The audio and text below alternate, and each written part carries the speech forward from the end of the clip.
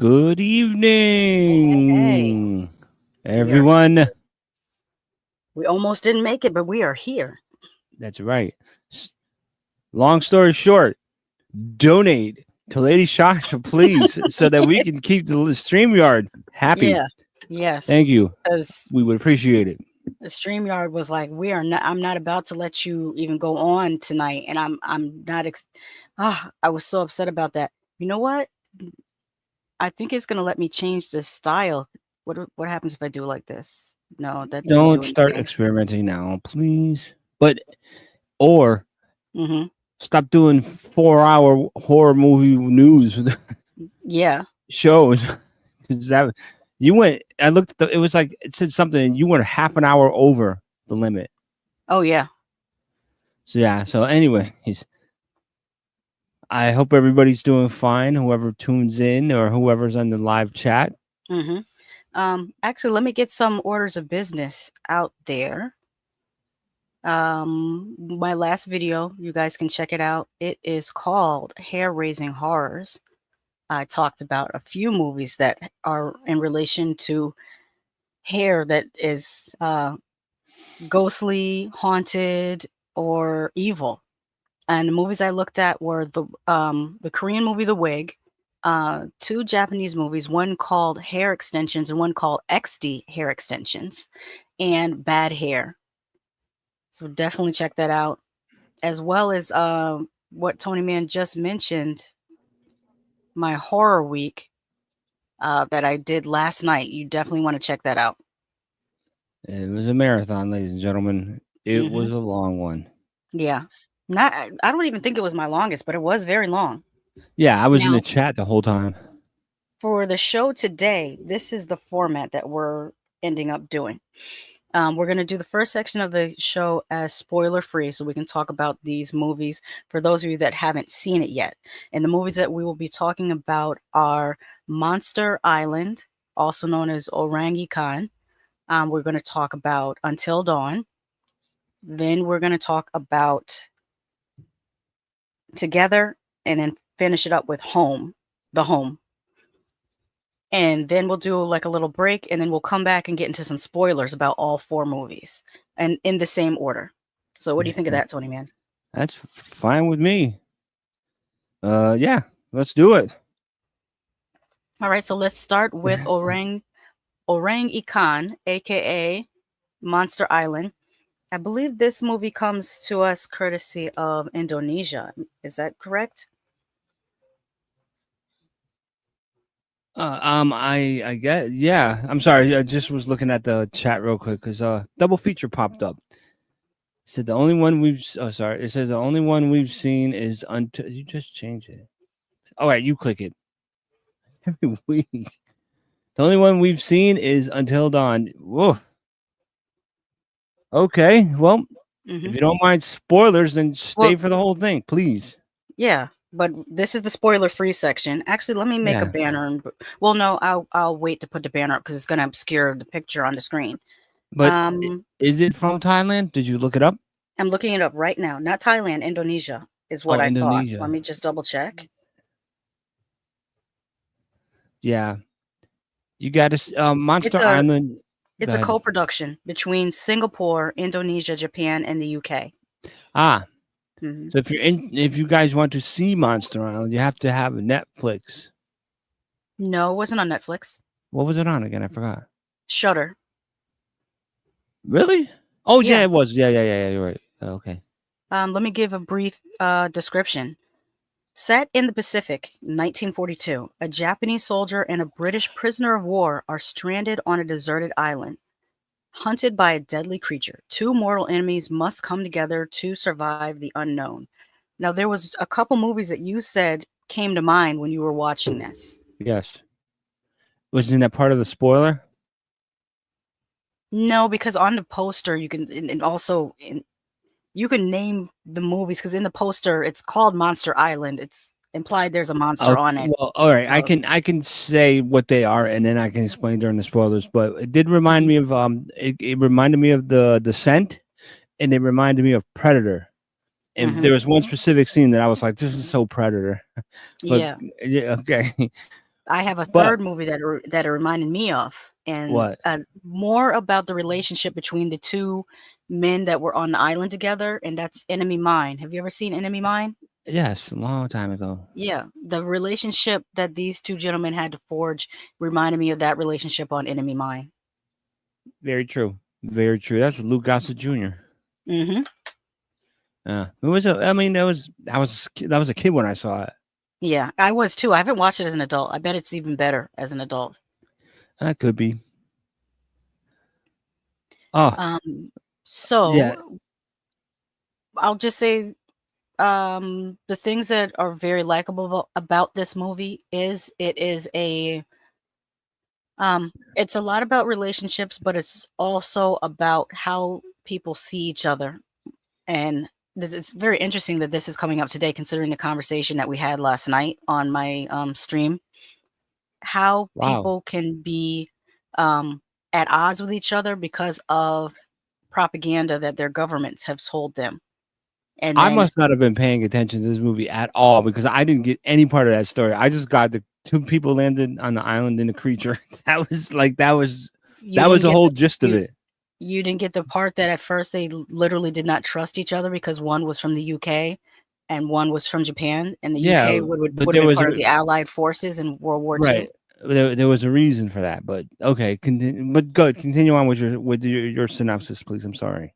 Yeah, that's what I was just saying, that they had to learn to trust each other despite preconceived notions. And a Uh, language barrier. and a language barrier, yes, because the guy from the UK does not speak Japanese, and the Japanese guy does not speak English. Oh, that So, also reminded me of Predator. That's not yeah. my spoiler for Predator, but that is something just like it because the Hmm. Predator Killer of Killers, when you had the samurai with Hmm. the American kid and the Viking chick, and the samurai was talking to, and they didn't understand what he was saying. They, Yeah. but he was like, "Come with me." Hmm.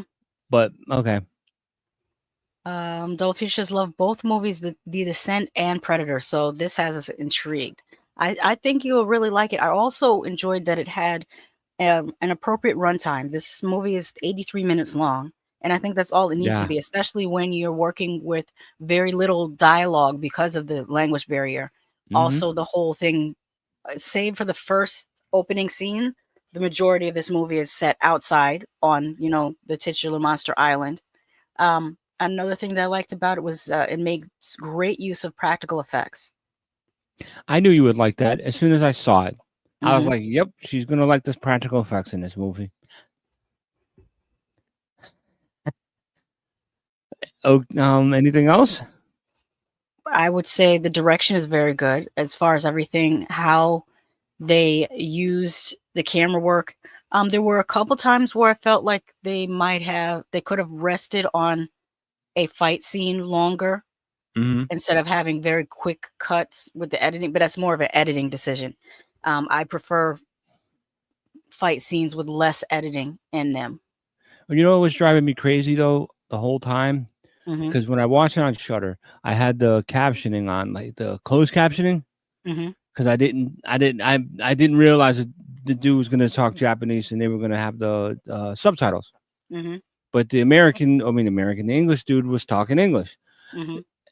Every time the Japanese soldier spoke, there was a music symbol over what he was saying.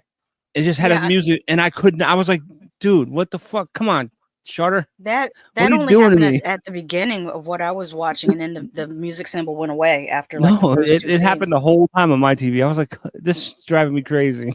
So, Hmm. and it ended up turning off the captions, and left it like that. But then I realized there wasn't much talking in the woods, anyways, except come with me. Where are you going? Like that. Hmm. But yeah, it was a good movie. And what did you think about the creature design? I'll get to spoilers. It's The either you creature, like it, just say you like it, or you don't like it. it was all right. Hmm.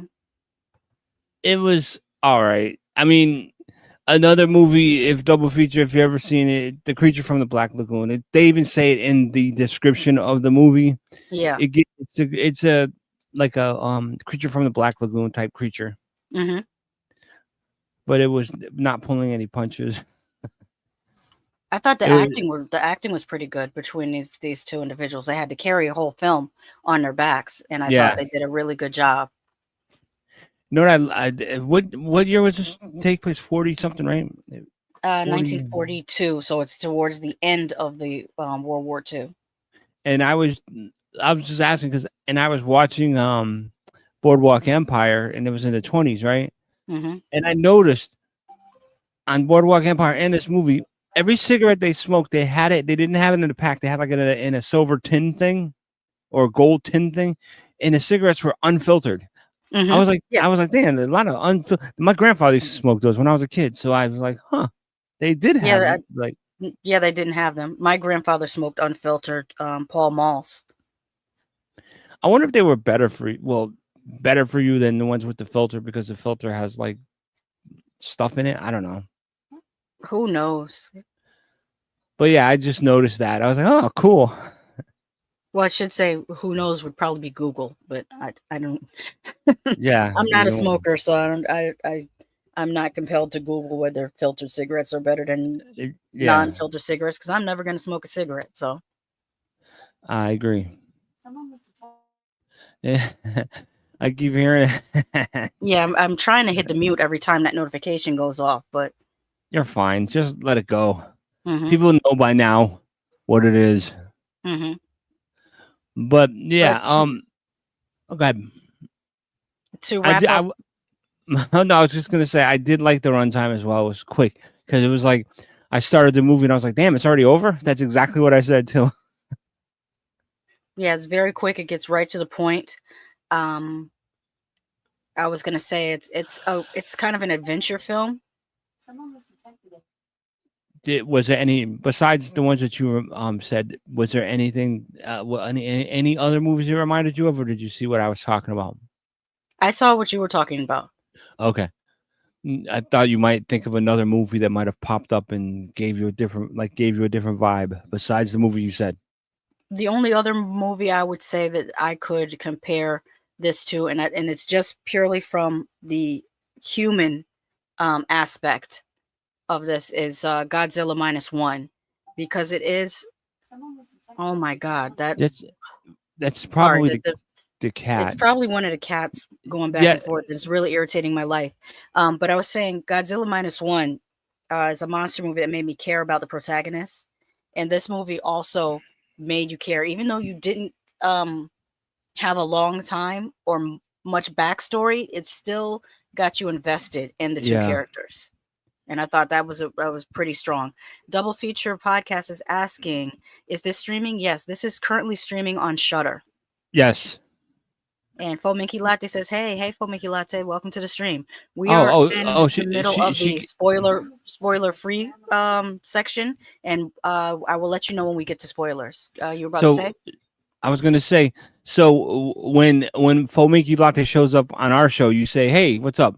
But when she's on your show, you go, "Hey, girl." I think it's just a matter of how I'm feeling in the moment. That's a joke. Oh, Calm okay. down. It was a joke. Jesus, I'm trying to lighten the mood. Okay. Do you have anything else to say about Orangutan? Mean Monster Island? Mm-hmm. Not really. No. Because I mean, without spoiling it, I could say it was okay. I could say that I did like the way it was shot, Mm-hmm. and there was a certain scene that gives away no spoilers, but where it was the beach and the camera pulled back and you saw the palm trees and everything. Yeah. And but the way it was the camera was centered and that was a nice shot. I was like, that's a pretty shot right there. That's something I would try to do like with my camera. Oh, by the way, this was filmed in Java, Indonesia. Okay.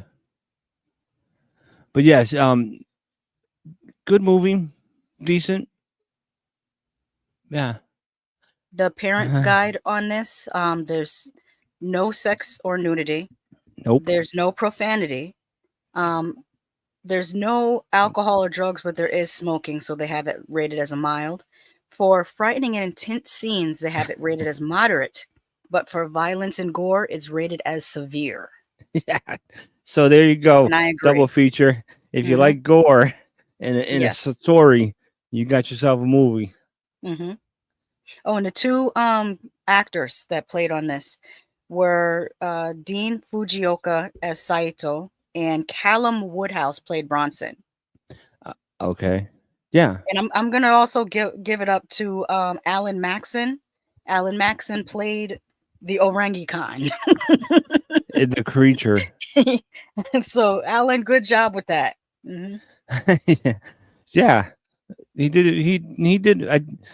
The jaw was bothering me so much. Well, that's the non-articulation of the jaw is not the fault of the actor. That's more of a special effects crew thing. Yeah. And That didn't bother me. The jaw there was didn't a bother me. couple. There But was a is this without. getting into spoilers? No, I can say Okay. before. I can just say that there was a couple CGI things that I absolutely noticed. But okay. Hmm. Yeah. CGI is the type of thing that if you don't have a big budget, it's going to be noticeable. Yeah. But Okay. bloody, absolutely. Now, before we get into Until Dawn, I have an image here because I went to look up some of the imagery from the game. So Yeah. this is what I have. This is the original. I guess the front of on the top left corner is the front of what the game looked like, or at least one of them, because I know that Hmm. there's like Until Dawn 1, 2, 3, 4, etc. Because they keep updating the game. But as you can see that it has a group of people that they end up going to this house. Now, when I was Googling, they had two different houses. So I'm just assuming that the houses, it depends on which version of the game you're playing. And then in the top center is one of the creatures that's in the game. So these are all the stills from the game. Hmm. Have you ever played Until Dawn? Yes, I have. And what did you think of the game? It was a really good. I enjoyed it. It was about 10 hours. Wow. It was a 10-hour game, Hmm. and it was great because it was when you play it, I could just what I had it pulled up on the IMDb for the game, and I will read it to you just so that you know what it was. Okay, Hmm. to give everybody a definition of how the game was. Where is it at? Oh my god. Okay. So it says a group of teenagers spend the weekend in a ski lodge on the anniversary of their friend's disappearance, unaware that they are not alone. Hmm. The synopsis is sorry, anybody doing in the chat? Okay, storyline. Is that it? That's a story. Oh, yeah. 1 year after the death and disappearance of twin sisters Hannah and Beth, 8 friends Sam, Josh, Mike, Jessica, Ashley, Chris, Emily, and Matt return to the cabin in the mountains belonging to the parents of the friend Josh, brother of the missing sisters. Shortly after arriving, the friends realize that they are not the only people on this mountain. I did find out something about this, and I had to read. I reread it, like the storyline, and I Hmm. do understand what happened. And I think I had told you guys I made a mistake, and I told you that it was Pete Davidson. But Hmm. yet again, here's another person that reminds me. They look almost alike to me, and that's Remy Malek. Oh, yeah. Hmm. He, I thought that was Pete Davidson, but in the game version, Hmm. he his sister, they're just run. They like the game starts out and one of the sisters is at the edge of the cliff, and the other sister comes up and she's like, "Oh no!" And something happens where I think there's a bunch of elk, and one of them falls off, and when she falls off, she dies. So you become Claire, which is played by Hayden Panettiere, Hmm. and you have to walk around. It's very realistic too, and I can explain to you how. But you have to you start walking around, and then you meet up with all your friends.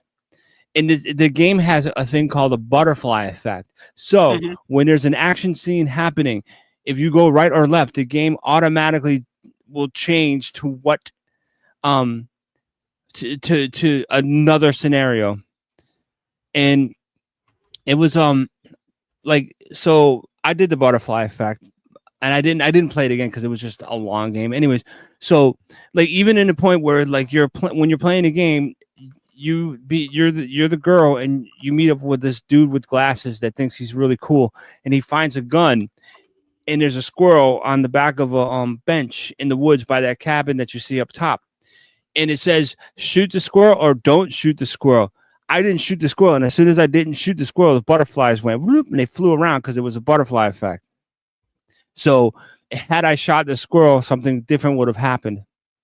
But it turns out you're getting chased by a killer that turns out to be Pete Davidson 2.0, Remy, whatever, and he does wear the mask like in the movie. I remembered that now when I saw it. So yeah, he does wear the mask like that in the movie. But then the doctor or the guy that was talking to the people in the movie, played by Peter Stormare, is the doctor in the game. It's their actual likenesses too. So the doctor's talking to Remy in like a psychiatrist's office, but as the game progresses, the psychiatrist's office gets more and more decrepit and decayed. Interesting. Yeah, and so he has voices in his head. So because of his sister dying, and he brought everybody to the cabin and was fake killing them because he thought it was like a April Fool's Day kind of movie. That's what I got from it. It was April Fool's, but there are Wendigos in it, and literally, if you're playing the game and because you have the motion controller like the PlayStation PS4 controller, you can move it. You have to keep that controller completely still when a Wendigo is walking by, because any slight movement, because I did it, a little bit of movement, that Wendigo would jump on you and kill you. So I would literally, every time they tell me, every time it said to tell me to put to hold the remote still, I would put it on the floor to keep it from moving. But because he's walking by, it vibrates. So when it vibrated, you get killed too. Okay. But the game is very, very intense. I did like it. All right. Creepy Colors is in the house. He says, "What's up with you guys?" Hello. Or, what up? What's up, guys? Double Features. I think they did a good job matching the game design. Haven't played the game. Saying hey to everybody. Creepy Colors asked, "Did you guys talk about Monster Island yet?" And I told him in the chat, but I'm going to reread it aloud in case someone's just listening. We did a spoiler-free review about Monster Island. We will talk about the spoilers for Monster Island a little bit later in this video. So we're actually kind of doing like a double review, where the first half of this video is going to be about kind of spoiler-free. And then the second half, we'll get into spoilers and more specifics about these movies. I wanted Tonyman to talk a little bit about the Until Dawn game. So for people who have played the game, know kind of what they're getting into with the movie. And now I have not played the Until Dawn game. I did see some of the playthrough, which actually I'm going to play an ad. I'm trying to think whether, yeah, I'll do it now. Let me take this down.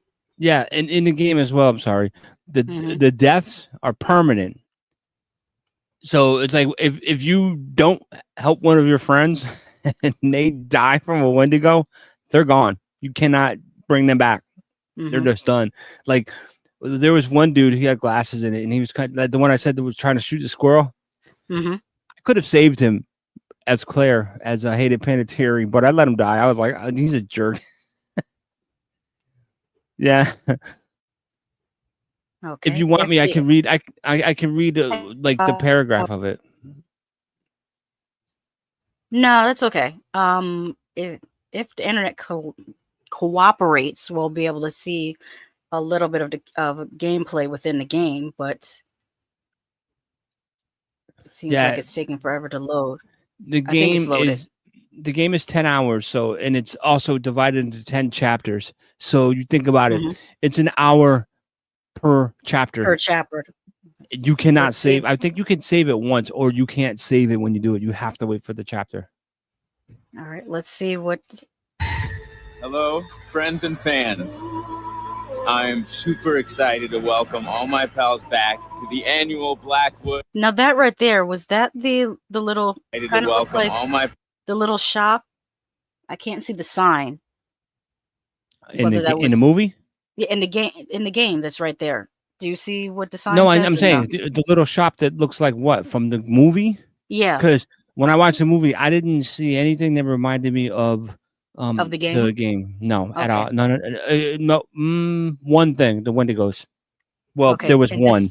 because this is from the game, and this is from 1 year ago, so this is probably Pals back the most to the current annual version. Blackwood Winter Getaway.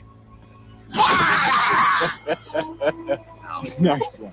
You can't hide from me, Michael. You're going down.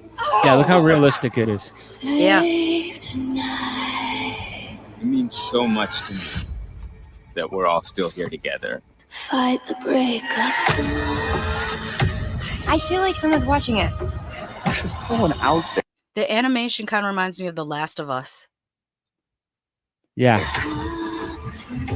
Let's but that's what the make game this looks one like too. trip That's we'll the game. never forget. Huh? I said that's what the game looks like. That's when you're playing it. That's what it looks like, a movie. Oh, okay. Yeah, that See? guy right there, he does look like Rami Malek. That is Rami Malek. That's who's voicing him as well. So they Yeah, they voiced this. They voiced him sometimes when too. they have sometimes when they have an actor voice a character, they don't always make the character look like the actor.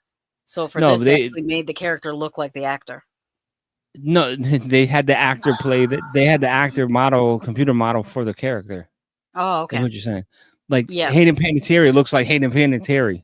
Yeah. But I'm saying there's been other games that have had famous actors voicing the characters, but the characters Yeah, don't oh look yeah, like, like- the actor.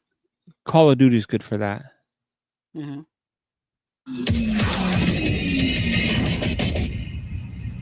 Mike, Emily, Yep.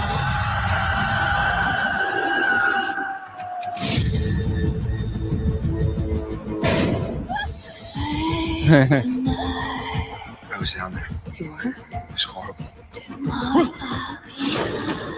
I don't want to make hasty decisions that get everyone killed.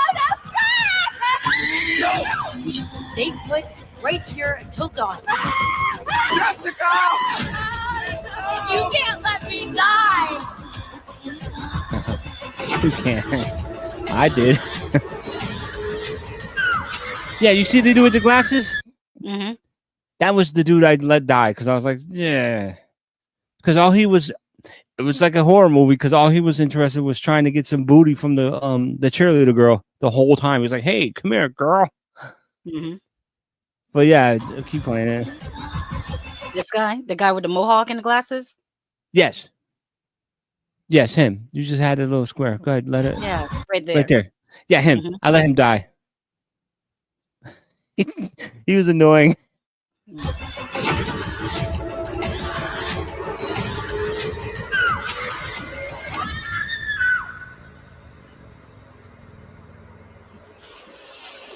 Yep. And then there's like this crazy camper dude that's like when you go out into the woods, he's Mhm. like, there's Wendigos. He's like, he looks like he's stalking the people through half the game, but he's actually trying to save them. But he finds like one of the girls, Mhm. and that's when I was talking about when they go out in the woods, and he's like, "Go run back to the house. I'll stay here and I'll fight off the Wendigo with my flamethrower," because the Wendigos are afraid of flames, I guess. So Mhm. he turns around, and as soon as he starts shooting the flame, you hear, and his body just goes, and it just falls in half. And you better run your ass to that door and get in. It's crazy. There was another game like that, and it was Alien Isolation. Another game where you are on the ship that Nostromo, Yeah, the Nostromo. and there's the aliens on the ship, and you have to sneak around that whole entire ship to try to escape to get to the escape pod. And if you're playing it with a headset, you should play with a headset, but when you do, that's a fatal mistake because the microphone picks up everything you do and everything you say. So if you say, "Oh shit," and the alien goes and it turns and it will kill you. Mhm. It's crazy. But yes, I like these kind of games.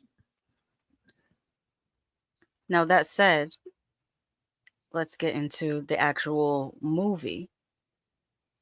I think they try, from what I've seen of what little bit of gameplay that I watched on YouTube and of that trailer, it looks like they tried to capture the look and aesthetic of the game, but I feel like the characters in the game were more interesting than the characters in this movie.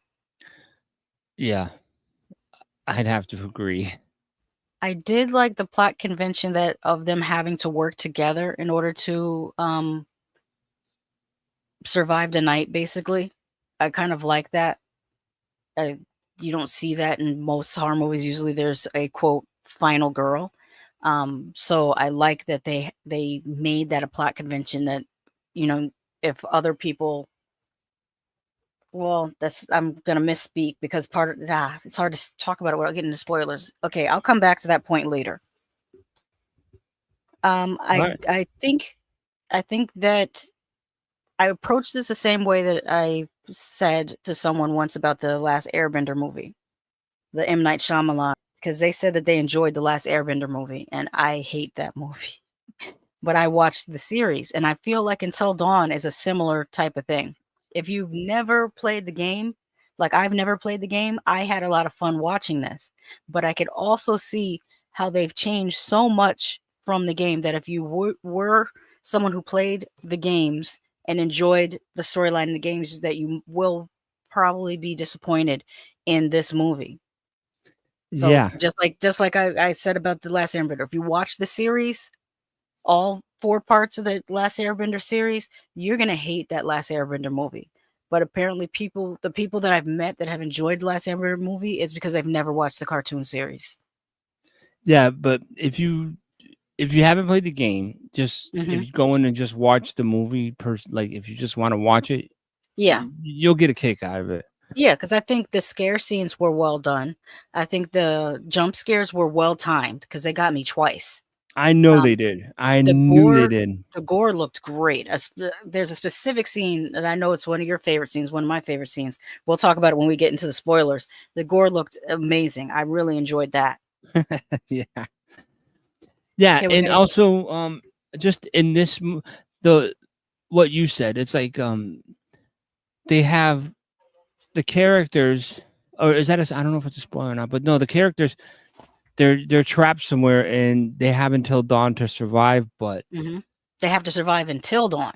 right, but they die in the most wildest ways. I do have a question. Is the hourglass that's in the movie, is that a game?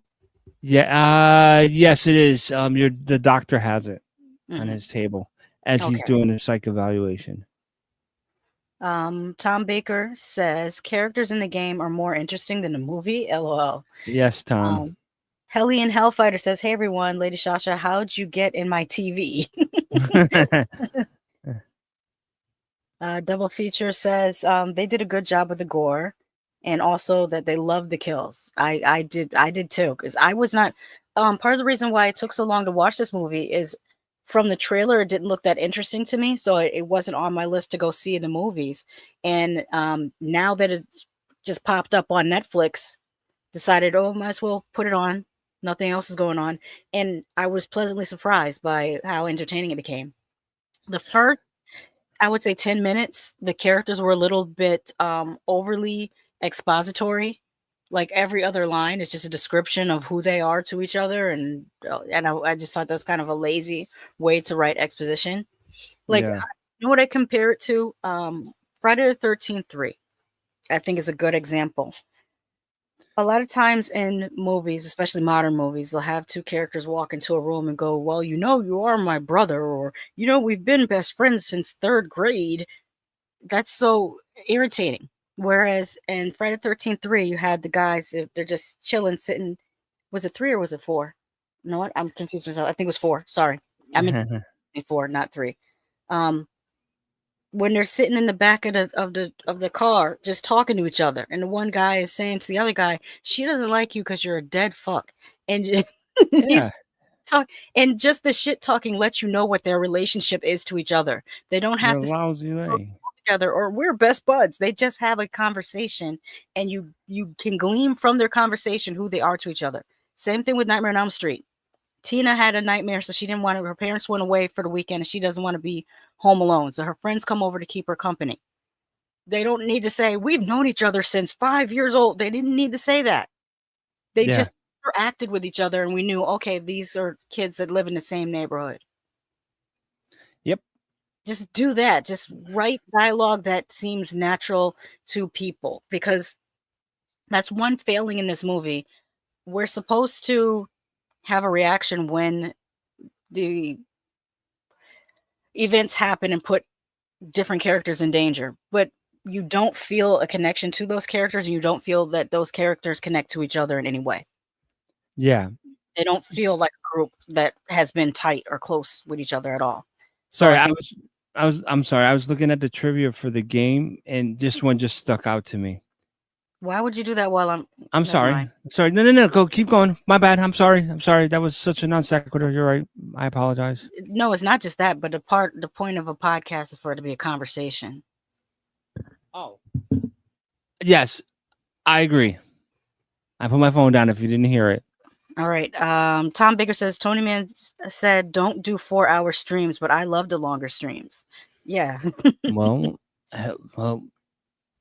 we're able. Yes. Okay. Tom, if Now you you see if how you the heard me, conversation Tom, if you conversation just stumbled because you couldn't react to what I was saying because you weren't listening to what I was saying. So now the conversation sounds stilted. agreed. But yes, Tom Baker is do out 4-hour streams. She's got to watch her minutes Yeah. on StreamYard, unless But yes, but I don't remember the house in the bottom corner.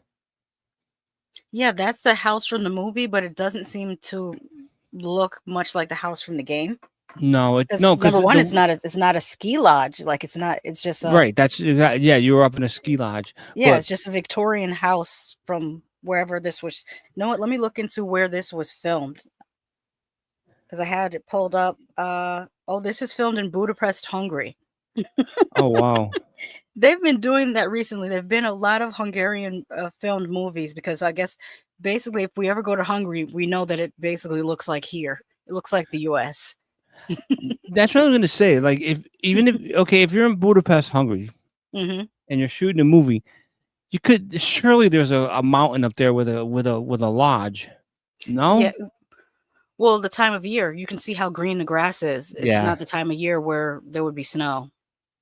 I don't know why they didn't do it in the snow because that's kind of is the snow part that of is every the game. It's part of Mhm. every version of the game. Okay. There's only Yeah, I one don't know. version. I don't know what you're talking about. There's only one version, but there are Okay. 1,000. This is what I was trying to say was there's 1,000 ways to end the game. Like there's countless ways. If you do the butterfly effect, there's 1,000 ways the game will end. Like I have one specific one, but I would have to keep playing it to get. I'm not 10 hours. I'm good. I'm good with 10 hours. Oh, I asked if there was more than one version because in my mind I was thinking like how Resident Evil has different versions No. of Resident Evil. Like it, yeah. So that's why I asked that. So if there's only one version of the game, then why did they choose not to? It's kind of frustrating me because I'm like I feel like the trailer for the game was better than the trailer for the movie. I feel like in my opinion, I feel like the game was way better than the movie, but we'll get into spoilers afterwards, and I'll explain. Yes, definitely. But let me tell you the parents guide. I said that this was on Netflix, and because I started doing this parents guide thing with the Monster Island, I might as well continue it. For the parents rating on this, it says sex and nudity, none. Alcohol, drugs, and smoking, none. Profanity, moderate. I think somebody curses one time. Frightening and intense scenes, severe. Violence and gore, severe. I thought they were cursing a lot more than moderate. You think so? I can only remember they like, drop an maybe one F-bomb every scene once where in a they were while. cursing. Oh, I only remember it happening one time, but I could be mistaken. okay. But I would say if I was watching this alone in the dark with headphones on I definitely would have jumped. I jumped in the living room because I had the surround sound on. Oh, which by the way, great use of sound in this. Well, I hate to break it to you, but I did. You know, you're a lot more jumpy than I am. Let's just say. Yes, I am. I'm more susceptible to jump scares than probably the average person. So take that with a grain of salt. If you're not super susceptible to jump scares, then maybe it might not get a jolt out of you. But they got me a couple times, and I knew it was coming, and I still jumped. Yeah. It's all about timing. The timing was so good. By the way, there is one other scene, but when we get to the spoilers, I just thought about it as when you said the jump scare, and you said you saw it coming. There's one I did not see coming, and I thought it was friggin' hilarious because I laughed. I absolutely laughed when I saw it. Go ahead. Okay, sorry. No, it's okay. I'm trying to think of anything else we need to say that would be spoiler free before we go on to the next film. No, it's on Netflix, guys. Yep, it's on Netflix. And what is this rated? R. Yeah, it is. It's rated R. I just think if I was a middle school kid right now and I was into horror, I would have the time of my life watching this on Netflix. Yeah, like a starter horror. Yeah, like starter horror, definitely. Or you know what? Not even starter horror. I would say like training wheels horror. Yeah, training. Like, Wait, which comes first, starter horror or training wheels horror? Starter horror, because training wheel horror, you're at least you're at least watching it, but you have support on either side of you, like the training wheels. Yes. Okay, so yeah, training wheel horror, and I think that's a good thing. I think kids need stuff to watch too. That is, just scary enough. It's just scary enough for you. Yeah, and people are like kids nowadays, or parents will at least tell the kids, "Hey, there's no such things as Wendigos, or there are, but we live in a city. There's no Wendigos out here." You know what I mean? As opposed to when we grew up and there was a poltergeist, and damn if there ain't a clown in everybody's bedroom when they were kids. Yes, there was something about parents and grandparents of Gen X that they all felt like they should give us clown dolls for Christmas or our birthdays or something. So when that scene popped up on Poltergeist, it was extra scary because most of us had a clown doll in our room. Like, that's creepy stuff. You know that my grandfather bought us clowns when we were like 10 and 11. And this was after Poltergeist. And believe it or not, the clown, when you squeeze the belly, it laughed. Yeah. But it laughed like Jigsaw. So I was always wondering if they got not Jigsaw, but Billy the Puppet. So I wondered if they got the laugh from They probably did. Because that's exactly how the clown laughed. And I was like, this reminds me of the clown I had. Tom Baker says, so this was filmed in Hungary? Yes, it was. And he also says, Hungarians are very strange people. An older couple lives down my street and they are weird. Well, you can't judge a whole country by one older couple. Keep that in mind. So let's go on to the next thing that we watched. This is going to be very fun to talk about. And that is Together. Yeah, we're going to have to talk about spoiler free first, but yeah. Yes. Yeah. This has a couple in it, played by Dave Franco. Yeah, Dave Franco and Allison Brie. It's almost a bottle film because the majority of it does take place in their house, but there are a couple times where they do leave the house. Wait, Allison Brie, wasn't she in Community? Yes, she was on Community. That's because I kept looking at it going, I recognize her from somewhere. I don't know where. But then you just said her name because I knew a Franco kid because of the eyebrows. As soon as I saw her, I was like, yep, that's a Franco kid. Because I didn't, I went totally blind into this one. Oh, you hadn't seen the trailer? The last two, the next two we're going to talk about, I went totally blind in. That's the best way to see it. Double Feature says, really looking forward to watching Together. And Creepy Color says, I love clowns. I'm not a juggalo, but there might be something wrong with me. No, I love clowns too. I know you love Art the Clown. Yeah, well, I grew up around a clown because my grandfather used to be a clown. And him and my cousin Stacy used to be clowns together. But his name was like Popo the Clown. And he would do he'd go to like the parties and stuff like that. And this was after John Wayne Gacy And let Oh, me tell you, my wow. grandfather used to put the makeup on, and he looked like I was like, yo, he looks like John Wayne Gacy right now. So That's there you go. that's a little that's a little concerning. Okay, so this is how they describe this movie. Years into their relationship, Tim and Millie find themselves at a crossroads as they move to the country. With tensions already flaring, an encounter with an unnatural force threatens to corrupt their lives, their love, and their flesh. And that's a pretty good description. I mean, the movie starts out with them having like a moving party where like all their Yeah. friends are kind of wishing them luck because they're moving from being an apartment in the city to a house in the country. And Yeah. Millie works as a school teacher, while Tim is a struggling musician. And Yeah. when they move to the new town, when she's in the teacher's lounge, one of the other teachers tells her about a path that they can go on to hike. And so that's where her and her boyfriend go to hike, and they encounter this cave. And I just hear Will Smith in my head, and that's when my life got flipped, turned upside down. It Yeah. wasn't a cave to me.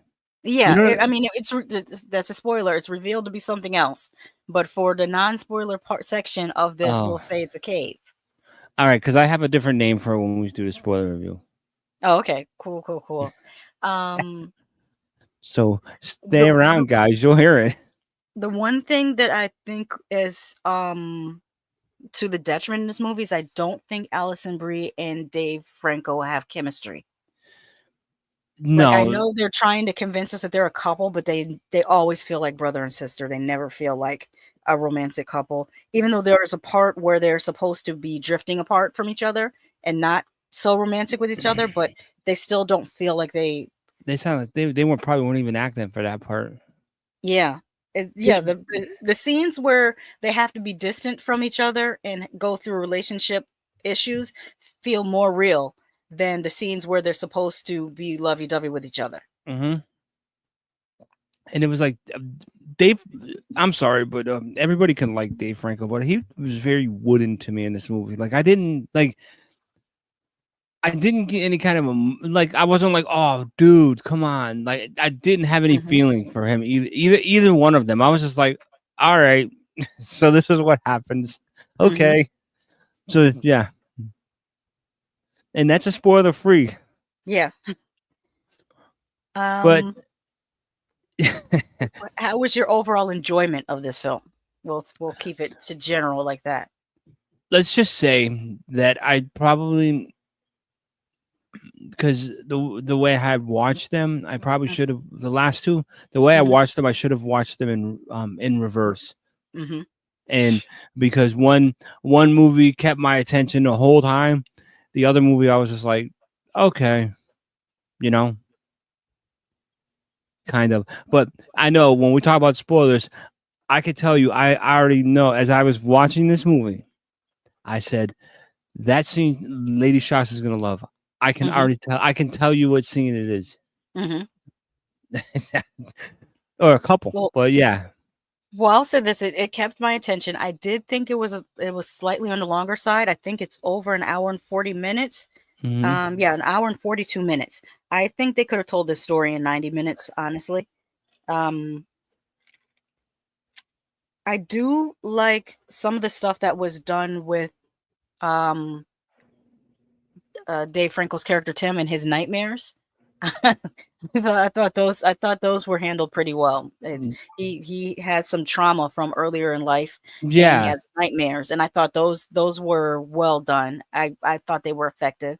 Some of the practical effects stuff looked absolutely great.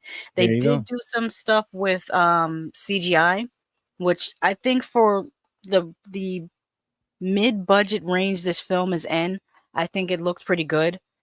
It's not, Industrial Light and Magic great, but they don't have Industrial Light and Magic money. So it served its purpose. I thought it did pretty well. The reveal of why everything happened, I feel like they could have went further. I think that they just stopped short of having a really wild ending, and I think they dialed it back, and they were kind of conservative in how they played it safe.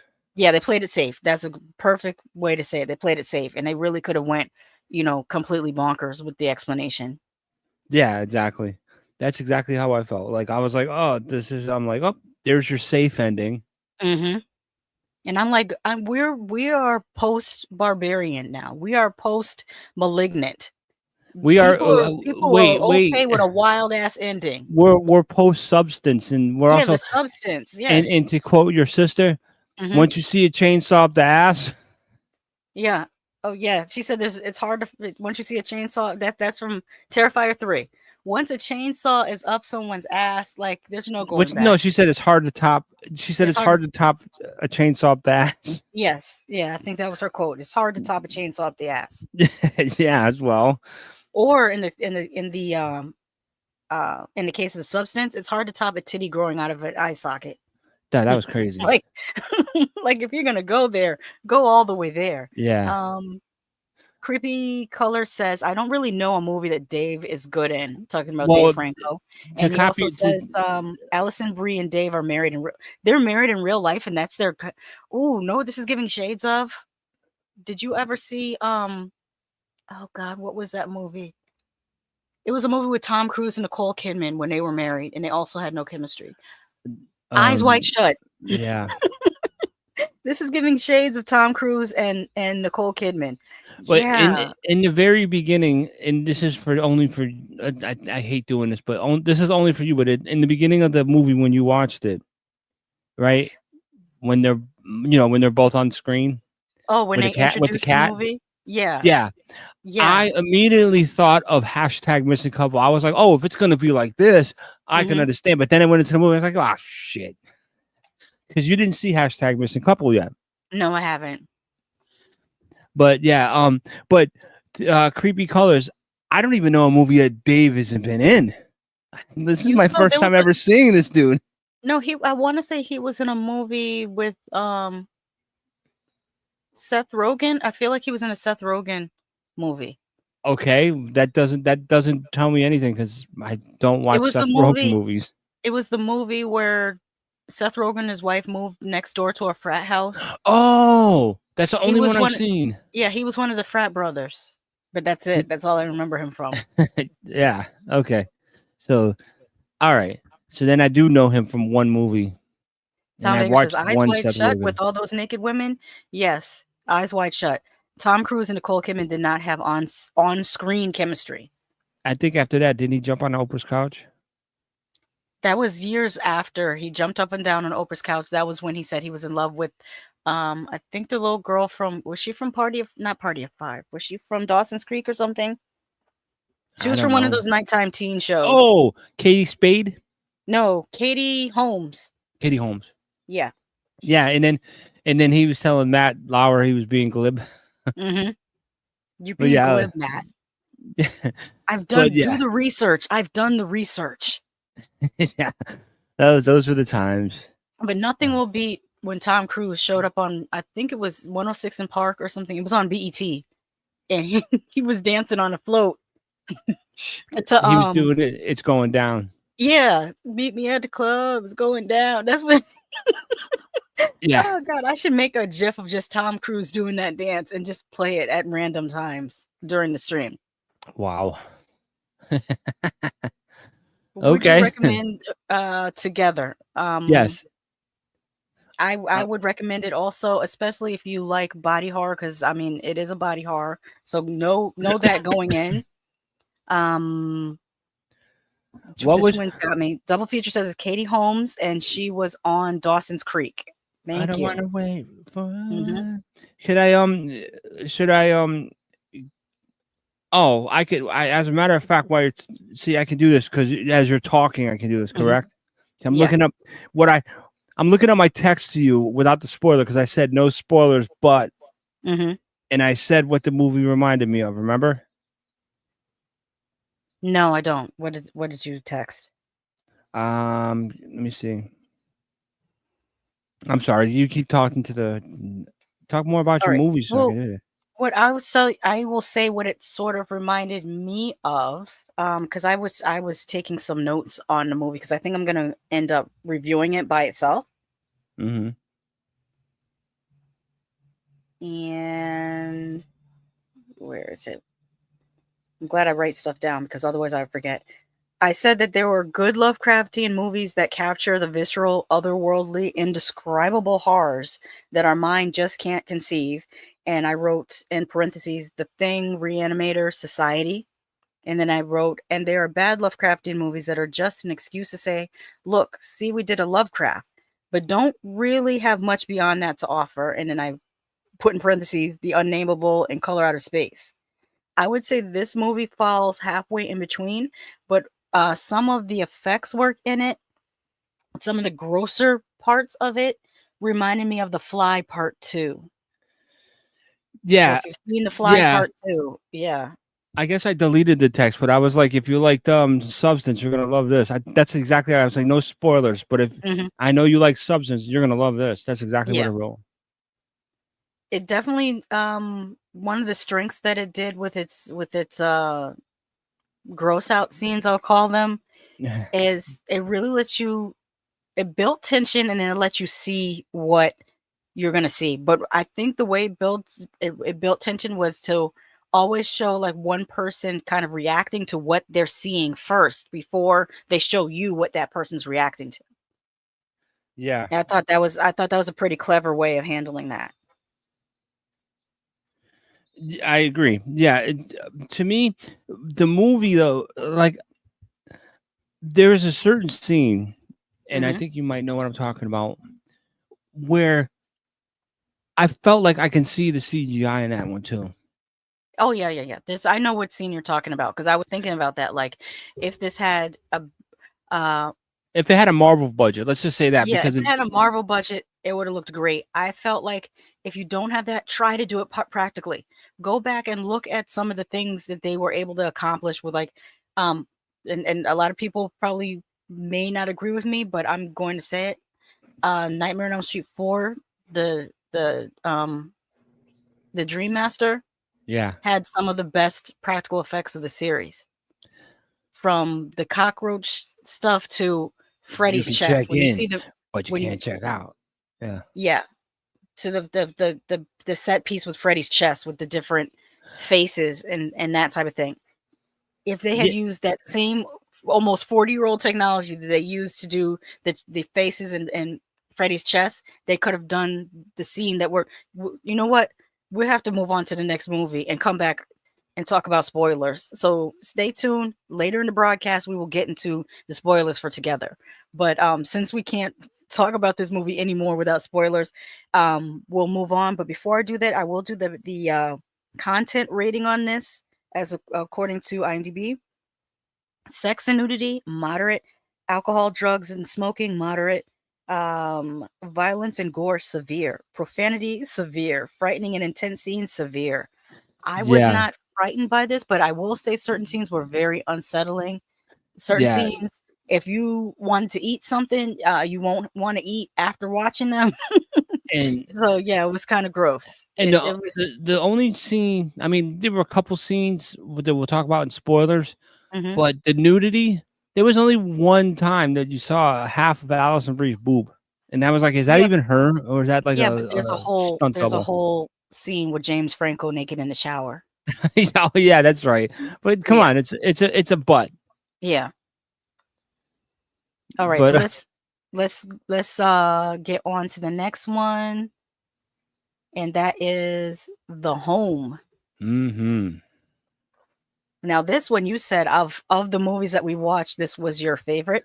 Absolutely my favorite. I can see why. There's parts of it that remind me of. When I finished watching it, I told my sister that the storyline reminded me of something that would have been made in 1973. From 73 to 77, it has that type of storyline. It's described as, it says, this movie follows Max, who realizes that the residents and caretakers in the retirement home he started working at hide sinister secrets. And I think that's a great description of the movie. This stars Pete Davidson as Max. And this is another one I don't even think you showed a trailer for this. No, I didn't, because I didn't watch the trailer for this because I didn't want to be spoiled. All I remember was because you showed together like Mhm. you and I called it the eyeball movie because of Yes. the movie poster, and then I saw this and there's an eyeball in the movie Mhm. poster. I was like, oh, this has to be the movie. Maybe it's an alternate poster. So I clicked on it, and when I clicked on it, I was pleasantly surprised. I was Mhm. this is to me, this goes in my top 5 of 25 list Mhm. of the Ugly Stepsister, Mhm.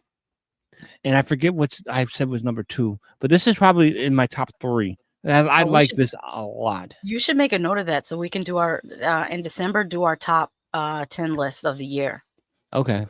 Um, hold on. Creepy Color says if it's gross, I want to watch it. And also, Creepy Color says some of my favorite gory movies are low budget practical effects like Rabbit Grannies and Body Melt. Yes, yes, yes, yes. I don't love Body Melt. I love the work that was done in Body Melt. I like when I think of bodies melting. My favorite body melting movie has got to be Street Trash. The melting in Street Trash is some of the best melting I've ever seen. Rabbit Grannies is also great. What's Tony Man, have you seen Rabbit Grannies? Put you in a frame Stranger of Play mind for me? have you seen Dead Alive? Yes, you showed me that. Rabbit Grannies has the same type of feel Which as Dead ones was the Alive. aliens? The aliens that had like their heads look like giant butts. That's Bad Taste. Oh, okay. So I saw that too. Bad Taste is Peter Jackson, who also did Dead Alive. Before his Lord of the Rings stuff, he did that. I'm not sure if Oh, he did Rabbit Grannies or not, but it feels like Rabbit Grannies feels like a Peter Jackson movie. I don't know if it is, but it definitely feels that way. You definitely have to check it out one time. yeah. Double Feature says Unsettling has me intrigued, and also asks The Home is in theaters, right? Yes, it's in theaters now. But Creepy Um, Color says it's on Shutter as well. The Home is on Shutter. I don't I know. didn't see it on Shutter. I know. Or what did I say was on Shutter? Monster Island's on Shutter, but I didn't. If The Home is on Shutter, that's even better. Double Feature says yes. We have to see your top 10, 25. Yes. Oh, Rabbit Um, Grannies is on Shutter. okay, good, good, good. Okay, so then you're Yeah. gonna See, eventually see Grannies, Tony thanks, Man. Creepy Colors. hmm Jeez. This movie, The Home, is definitely a horror movie, but I think it also has shades of mystery, suspense, thriller, and that's what keeps you engaged because you want to know what's going on and why. Yeah. How did you feel about Pete Davidson as Max, the protagonist? I actually liked Pete Davidson in Mhm. this. I like he's done a couple movies that I liked, which is weird. Like didn't he do wasn't he in Pop Star Never Stop Stopping? No. What other movie was Pete Davidson? Oh, he was in The King of Staten Island. I liked him in The Yeah, King of Staten Island. yeah, that was a good film. And then this movie, he was excellent in this movie. He was He also in Bodies, Bodies, Bodies, but he wasn't in it for very long. He had a smaller role, but I liked him. And the short amount of time he was on screen, he was engaging and fun to watch. and before we get into the spoilers, all I can say is his parents in the movie had me Googling him again. Or Google like I swear to God, but we'll talk about that in the spoilers. Yes, yes. I was looking at it going, wait a minute, what? Am I seeing shit wrong? But Well, but we'll leave it up to Dave Chappelle because remember what he said. Look at Pete yeah, Davidson's lips. That is yeah. hilarious. But no, this movie was it was very gory. Yes, it. Oh, especially the ending. I was not expecting that ending I love because that ending. because the movie starts out as a very slow burn, mystery suspense thriller. Hmm. Then it has hints of some tech horror. What you see in that middle picture there is a person that was on his laptop screen who was purposely trying to distort their own face. So you're thinking, oh, is this going to get into some tech type stuff? It technically does more.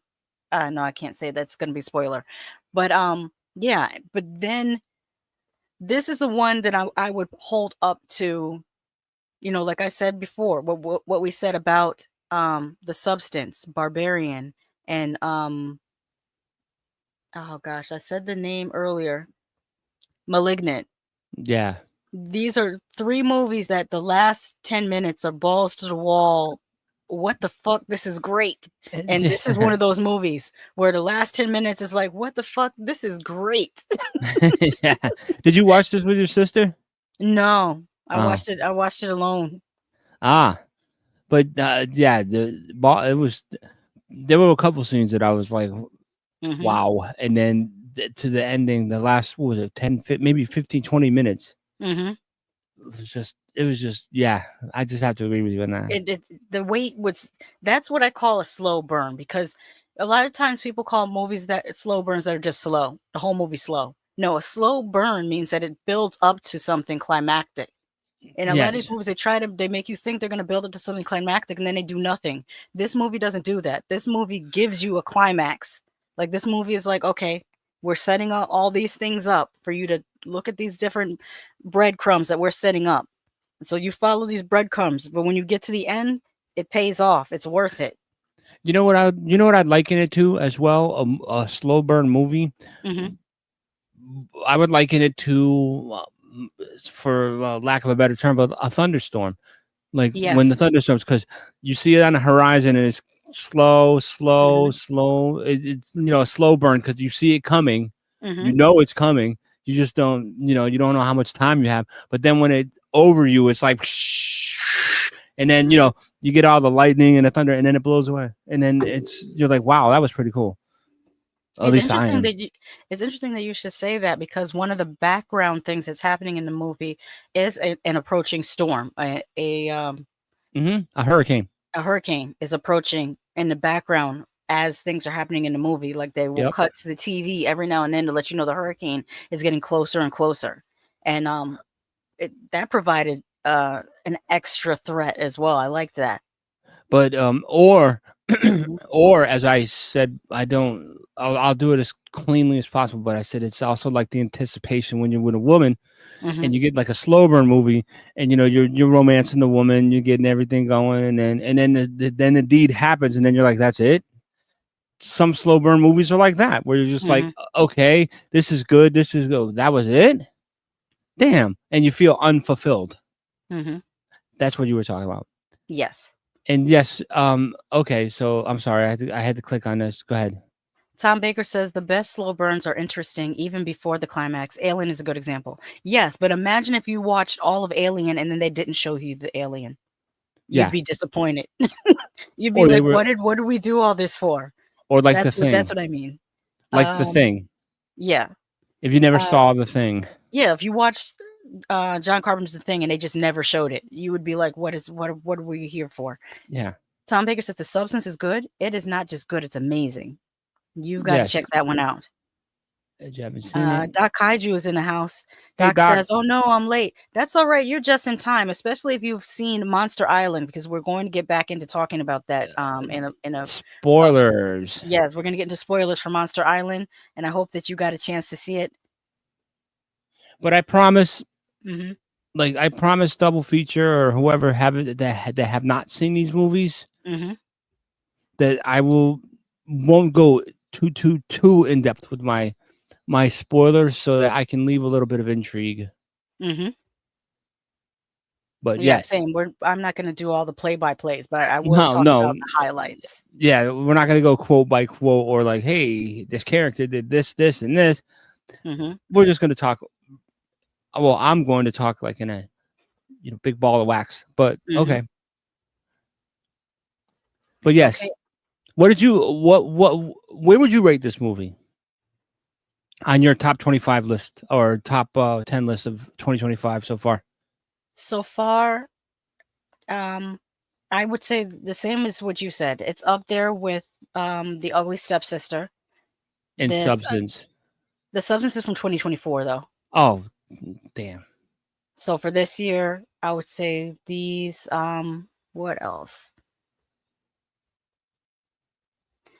This is what I'm I saying. It's like you gotta yeah, there's not a lot that are like so great that I would put them on my top 10 list. I am still looking forward to Weapons. I feel like Weapons is gonna get on my list. yeah, There's I'm hoping that Weapons does. I think Weapons is gonna be really good. Mhm. That's gonna be awesome. Yeah. And sorry, just a little personal thing about weapons is that since I was a teacher's assistant hmm with those particular grades of kids, it's gonna be crazy. But go ahead. I'm sorry. Oh yeah. Eh.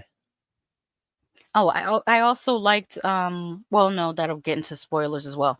Let's talk about the location. That's not a spoiler. The location was used really well. It's already like when they show him walking in this building, you already get a foreboding feeling because the building itself looks creepy. Yes, you know what? It does look. It looks like an insane asylum. It's like one of those insane asylums that like would have closed down. Yeah. And you. I don't think you've ever done it, but I've done it with a couple friends from the Mhm. city. We go, hey, let's take a ride to Middletown. There's a closed asylum, and we would drive down the dirt road. There was a dirt road, and like on the side on the left, it was always, I remember very vividly. It was dirt road, and on the right hand side was this. It looked like that building right there, but it was the dead of night. So the moon was. It looked creepy as hell. And then as we're driving back through the woods to come back out, one of my friends decides to turn the headlights off, Oh wow. and yeah, it was creepy. But yes, I was gonna say this movie. It just jogged my memory. So it was Ugly Stepsister, Bring Her Back, and then this. Oh yeah, yeah. Bring her back. I would definitely put that on the list. So far. hmm But yeah, but yeah. Also, I do believe the elderly people that played in this were really good. Like Oh yeah. a couple people, like I was like, damn, can you imagine this? Like it was just a. But I can't talk without spoilers. All right. Oh, let's see. Hold on. I'm going to play this. Doc Kaiju says, I explored an abandoned hospital complex twice with a friend. It was wild. A lot of buildings were connected with underground tunnels. We all wear masks due to asbestos or something. Yeah. Mhm. Yeah. I know what you're going to say, Doc, because he put it. It was wild. But yeah, what I heard was the some of the buildings were also connected because when a patient decides to leave this mortal coil, Mhm. they got to bring them under the tunnel to not, that's what the tunnels were connected for. Yeah. And I learned that from Zach Bagans. Mm. The filming location for or locations for this are in New Jersey, USA. I had to figure it was in New Jersey. hmm I I thought it could have been Massachusetts because the building, when you look at it, it could be upstate New York, Massachusetts, Connecticut, or Jersey. no, you know what I did know? It's a northern thing. I don't know. I'm surprised you didn't pick up on it because I was wearing like I was, watching it.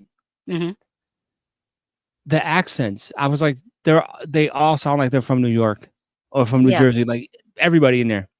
That's a good detail because it's kind of annoying when they do things that are regional, but then they don't have the actors sound like they're from that region. Another thing I noticed was Pete Davidson's t-shirts. He wore a couple Yeah. t-shirts that had like a Staten Island pizza place on it. He No, always repped his- it wasn't pizza plate. You didn't read it. I was I looking thought for it. I thought it said Staten Island pizza. One of his t-shirts said Staten Island something pizza. It did not say pizza. It said Staten Island Pizza Rats. Oh. I don't know if that is a minor league baseball team. You should look it up if you want to. But the way I thought that was a really cool shirt because I was looking for it because the Pizza Rat. Was it from the social media post where the person recorded the rat Right. dragging the slice Exactly. of pizza? That's what I'm saying. So Yeah. that's why I said it was. I can Google it, but Mm-hmm. as a matter of fact, as we're talking more about this movie, I could.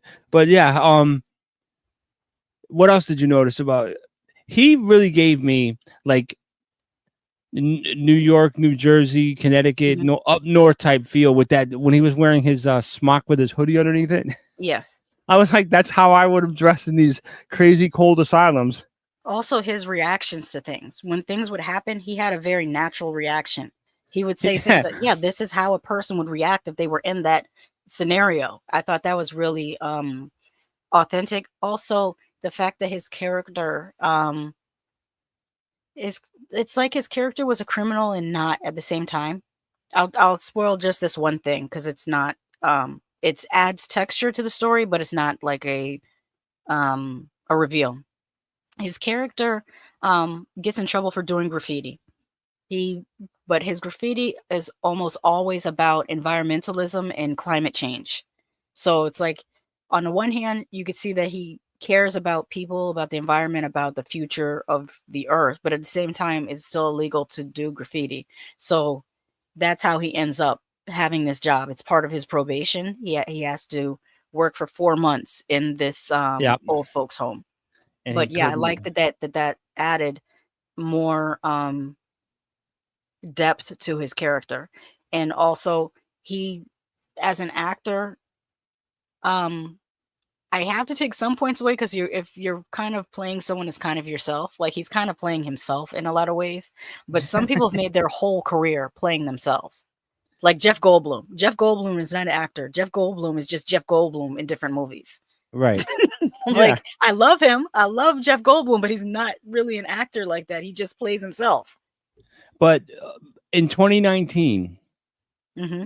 the as I'm looking at it real quick, in 2019, the Yankees were looking for a Staten Island baseball team, and they came up with the name Staten Island Pizza Rats, or somebody came up with it. But it's a now defunct team, and they brought them back for 7 games in 2019. So, but you can still get their merchandise. Mm. But yeah, who else acts like when you see them, they just are themselves when they act. You said Samuel Jeff L. Goldblum. Jackson. Yeah, Samuel Jackson is Samuel L. Jackson. That's who he plays. he does. But yeah, he does. I was gonna say Mo Better Blues. Was it Mo Better Blues? I smoked a TV, mama. But he was like that, I heard. Mm. Well, for a yeah, while. he is a recovering addict. I don't know what drug he was on, but he was an addict in his younger life, so it was easier for him to play that type of role. Tom Baker says it's like Michael Ironside. He's always Michael Ironside. Yes, he is. Arnold Schwarzenegger is always Arnold Schwarzenegger. Yeah, this is true. Steven Seagal is always Steven Seagal. Hmm. Just with he could play a Native American from Alaska and still be Steven Seagal. Exactly. Talk like, hey, Richie, what are you doing over here? But I enjoy this movie immensely. Let me get into the parents guide before we go on our little break and then come back with the spoilers. According to IMDb, sex and nudity, mild. We'll get into that in the spoilers because that was very interesting. Yeah. Alcohol, drugs, and smoking, mild. It's mostly Pete Davidson smokes a couple cigarettes, but violence and gore, severe, especially the ending. Profanity, severe. Lots of F-bombs. Lots of what the F-bombs. Frightening and intense scenes, severe. And this is another one. His dream sequences were pretty unsettling. Yeah, and by the way, I think you're right about one thing, and how he acted like a normal, like how you would really act. Mm-hmm. I think that's what kind of made me like enjoy him in this movie, because he basically was saying stuff I would have said, like, "What the fuck?" Like you know what I mean? But F-bomb. Sorry, YouTube. I think you're allowed one.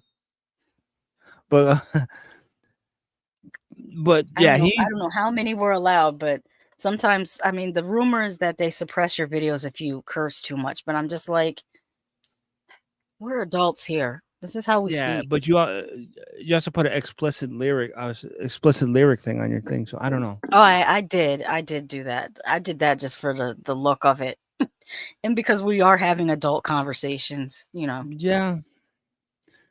But yeah, blood and gore. Loved it. Yes. Loved it. 2 snaps in a circle.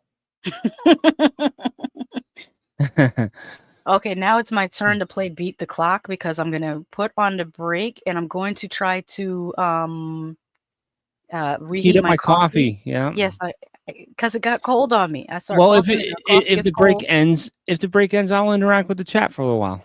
Yes, thank you. So let me. So get your stuff ready, guys. Mm-hmm.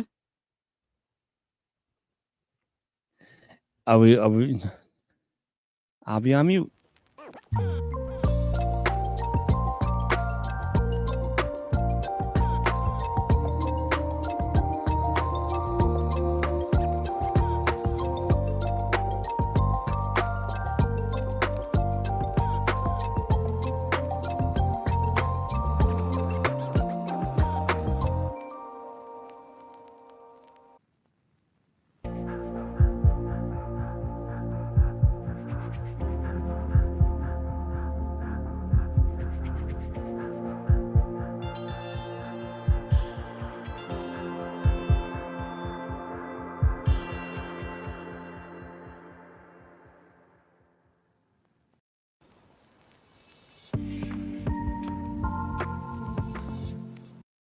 Now on with the show. And we're back until she comes back. So I'm gonna read these because I noticed that I didn't get to them. So let's see.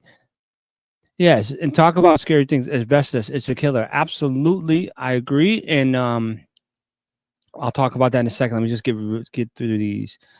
Nope. Nope to exploring abandoned hospitals and asylums. Come on, double feature. What's wrong with you? They're great. The one I explored was in Taunton, Massachusetts. Yes. And she said, which one in Taunton? Huh. That's a good question because if I go back up to Connecticut, maybe I'll take a trip up there. And then Tom Baker says, a friend of my family died from asbestos in the 90s. It's funny that you should say that, and I'll get to that too. Things have changed now. Yes. It's like Michael Ironside. He's always, yeah. And then we go, and then Tom Baker asks, Doc, which big abandoned buildings are strange? They are. But as far as the asbestos being a killer, believe it or not, when I was in high school, I went to Buckley High School, and it was basically a prison. Like there were no windows in my school. It was 4 floors, and it was just classrooms. And our we had central air, so the outside air would come into the classrooms, but it wasn't working on the 3rd floor and the 4th floor, just the 2nd and the 1st. So towards the end of the day, when you got to if you had classes on the 3rd and 4th floor, we started getting, like, a lot of students were getting tired, and a lot of students were getting listless, and no one understood why. And it was because of the ventilation system. And we went on, we did a walkout, and went on strike my senior year, and it eventually got changed. But asbestos, my friends that are in our high school, a lot of them grew up in the projects in Hartford, Connecticut. A lot of them, because there's a lot of projects. And recently, one young lady that I've known for like maybe 30, 35 years had a double mastectomy and because of the projects. They want to say it's because of the asbestos in the walls in the project. And then I also had another friend that went to high school with me that also had she had cancer in her breast. And instead of the mastectomy, she tried to do the treatment, and she unfortunately passed away.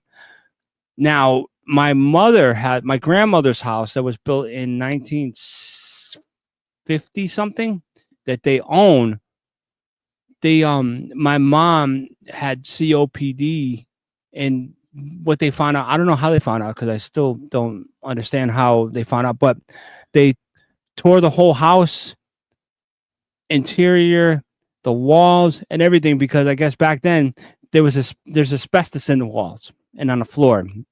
So they clean that, that house is gutted right now, and they're gonna they're gonna redo it because of insurance, I guess. But yeah, so that asbestos, especially up in Connecticut, I guess in these small old buildings in these schools, and especially in the projects, it's more of a big thing. I think they used to use asbestos as insulation. That's why it's more in areas where we have a cold winter time, because they used it as an insulation. And I believe it or not, probably shouldn't have said it, but I was saying it to the people at my job when we worked in the old the first warehouse was all like metal, like the walls and everything. But the second one that we went to, they started cutting down the insulation. And I said to them, shouldn't we wear, I told the owners, I was like, shouldn't we be wearing masks? Because that could have asbestos in it. And as soon as I said that, everybody at work was like, oh, the hell with that? Oh, give me a mask too. Like everybody started freaking out because of asbestos. Because it was literally just like the lining of the walls was just, it would fall on us from where they were cutting. So, so I was wearing my ventilator for a month straight. And that was after COVID. So yeah, I just did not want to deal with it. But also, a couple other comments. Tom Baker says, big department stores. We went to a nocturnal sale at a big department store with only a few people there. It was very eerie. Oh yeah, the mall is creepy at night too. Yes. Doc Kaiju says, I think they knocked the buildings down. It was, I think, a residential school and hospital for people with learning disabilities and special needs. And Tom Baker says, yes, it's incredible how naive they were back then. Not knowing that when they knocked the building down, if it had asbestos in it, aren't you putting it out into the neighborhood? So, yeah. But, yeah, it's just these old buildings always freak me out. Like, not only because they feel haunted, but... Yeah. Are you guys ready to get into some spoilers? All right. Well, let's do it. Let's start with... Oh, no, I didn't mean to do that one. Let's start with Monster Island. Okay, and there's a good image of the monster on Monster Island. Oh, let me... What, a spoiler thing? Yeah. Now, remember, people, if you're going to want to watch any of these 4 movies, I'm just giving my generalization. I'm not going to go into detail, and I don't think Lady Shasha will. Or if she does, I'll try to pull her back. But with Monster Island, I mean, as you can see, we know that there's monsters in it. Actually, that spoiler tag is taking up so much of the screen. What I might do is... Yeah. Make it smaller? No, I can change it to... Let's see. Let's edit this.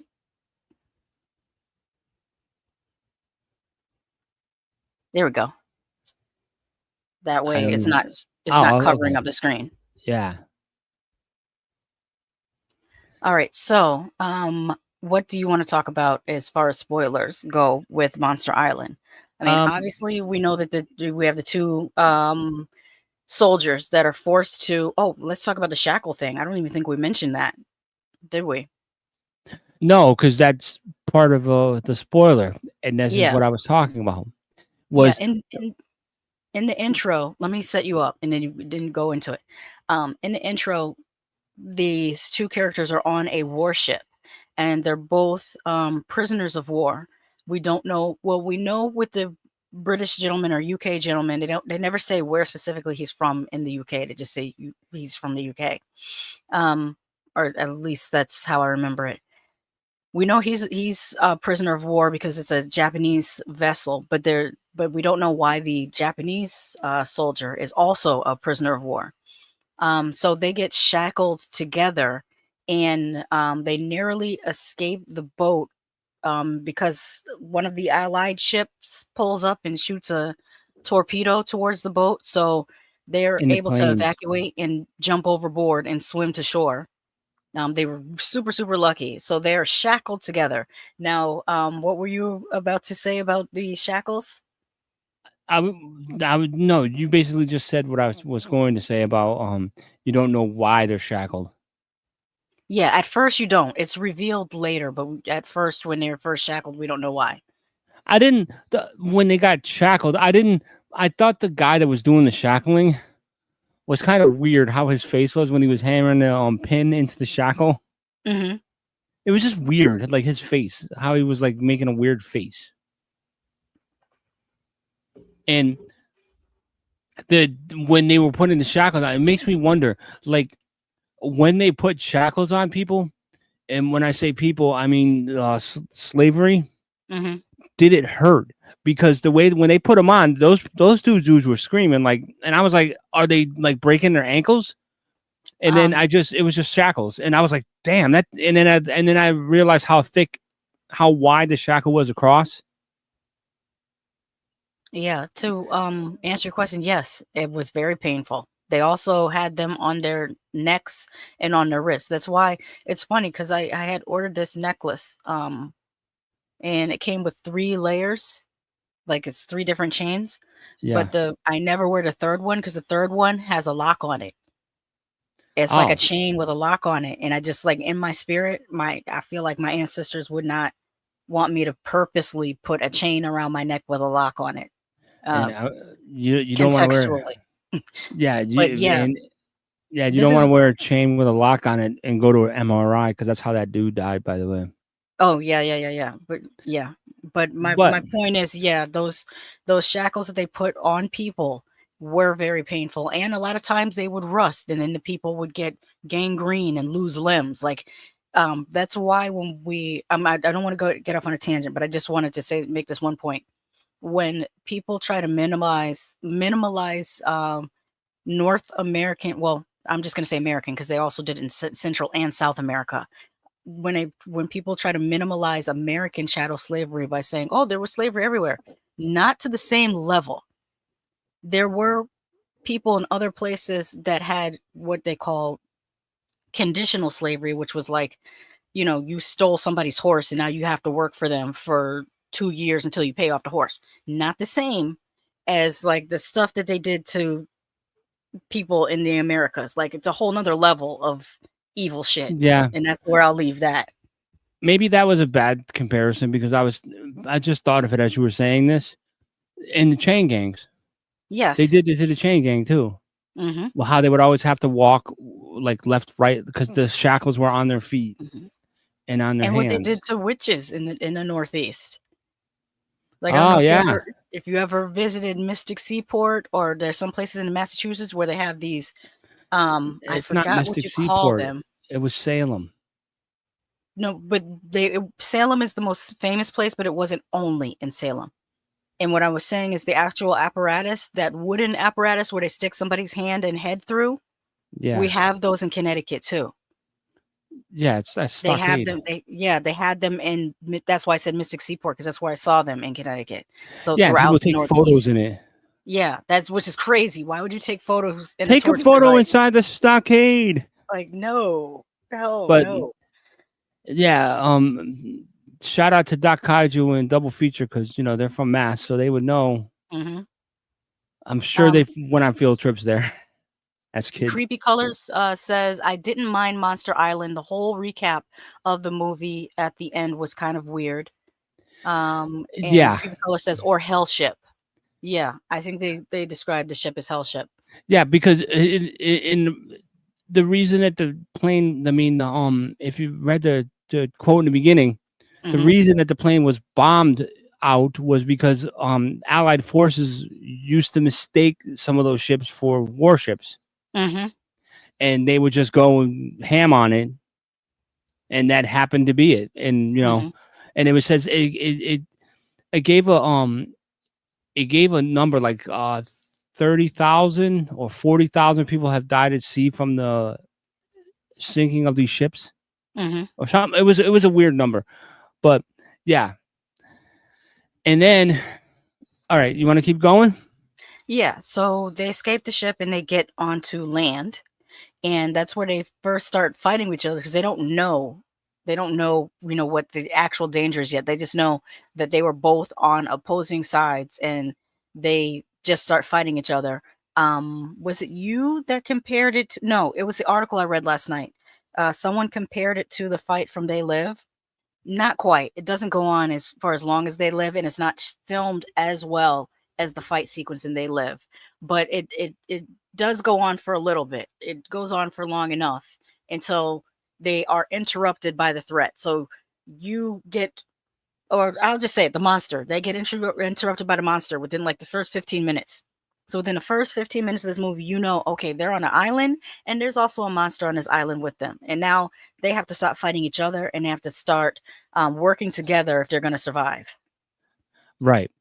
Like that's where I started getting Descent vibes because you don't see the monster. All you hear is the clicking. Yes. And it sounded like the Descent creatures, Mm-hmm. you know, amongst other things. And then when they do get introduced to the monster and you see this thing, whoo, it's pretty violent. Yes. It goes crazy. This monster rips people's heads off.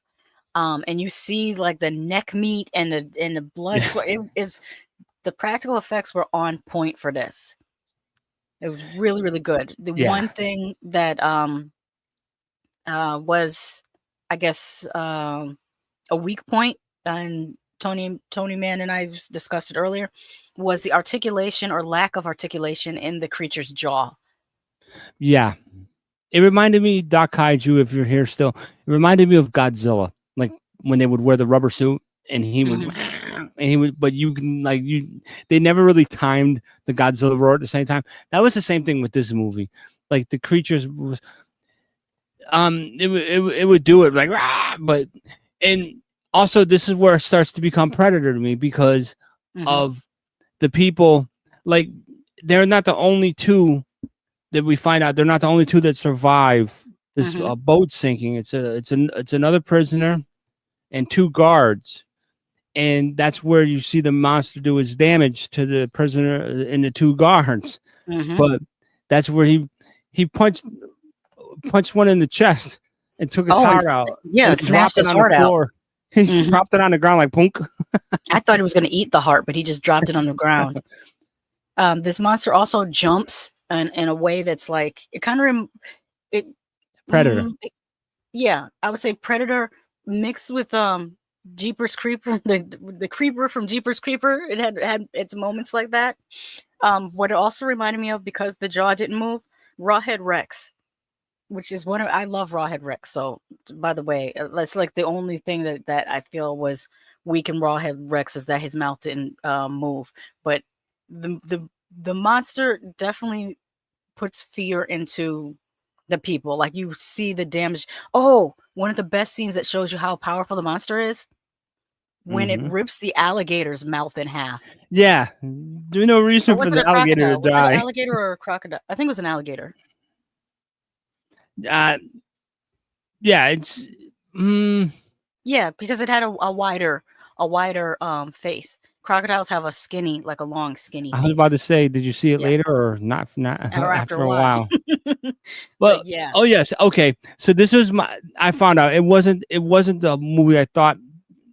It wasn't the movie I thought I texted you about, but this is what I wrote to your text. But by the way, Monster Island looks like the creature from the Black Lagoon. No spoiler, it says it on the Shutter description, but it makes noises like the Descent Bat people. And then I said, you'd probably be impressed by the gore as well. And then I wrote, oh, and now it's amphibious predator, because that's what it was. Especially when it went in the water, but it was on the cliff and it went like it did that reminded me of Predator, because remember Predator did that on the tree branch. And they ended up having to fight it like the Predator. Tom Baker says, so a good movie. I definitely would say this is a good movie.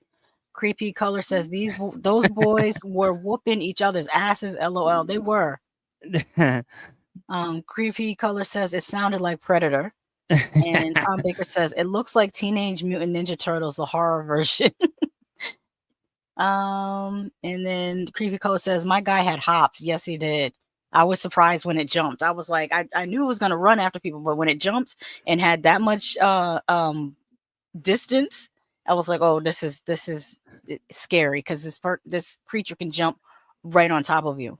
The only thing I was wondering the whole time is when they did they were the two what would you call them, heroes? Yeah. Against the antagonist. The antagonist was the creature. When they were getting the upper hand on the creature, and they were slicing it with a samurai sword and all that other stuff, I was like, this thing is amphibious. Why doesn't it just jump back in the water? Why was it? It was on land almost a whole movie. It didn't make sense. Well, it made sense in that was that after they found a baby in the egg sac thing? Yeah. Yeah, Because at that point the creature was just mad because you killed its baby. it like exists. Mm-hmm. But yeah, it did. No, but they didn't. Before that, they didn't. It was just killing people, and then they went into the cave. Mm-hmm. The Japanese dude was like, "Come with me," Mm-hmm. because the dude found the plane wreckage. Saito and Bronson. All right, so Bronson found the plane. No, Saito found the plane wreckage first, Mm-hmm. and picked up the 45 from the dude that paratrooped out. You know, Mm-hmm. he found a 45, and that whole scene. I thought of something as I was watching it, and maybe you do too, right? Mm-hmm. So this is going to be a kind of a spoiler part, I guess. Yes, it's this spoiler. So the when they were in the cave, Mm-hmm. and they dragged the bomb into the cave, right? Mm-hmm. And they couldn't get the bomb to trigger, or someone had to detonate. stay behind, right? Mm-hmm. And Saito turned around and shot the damn baby. By the way, the baby flopping out and then landing on the rocks made me laugh because Mhm. it looks so phony.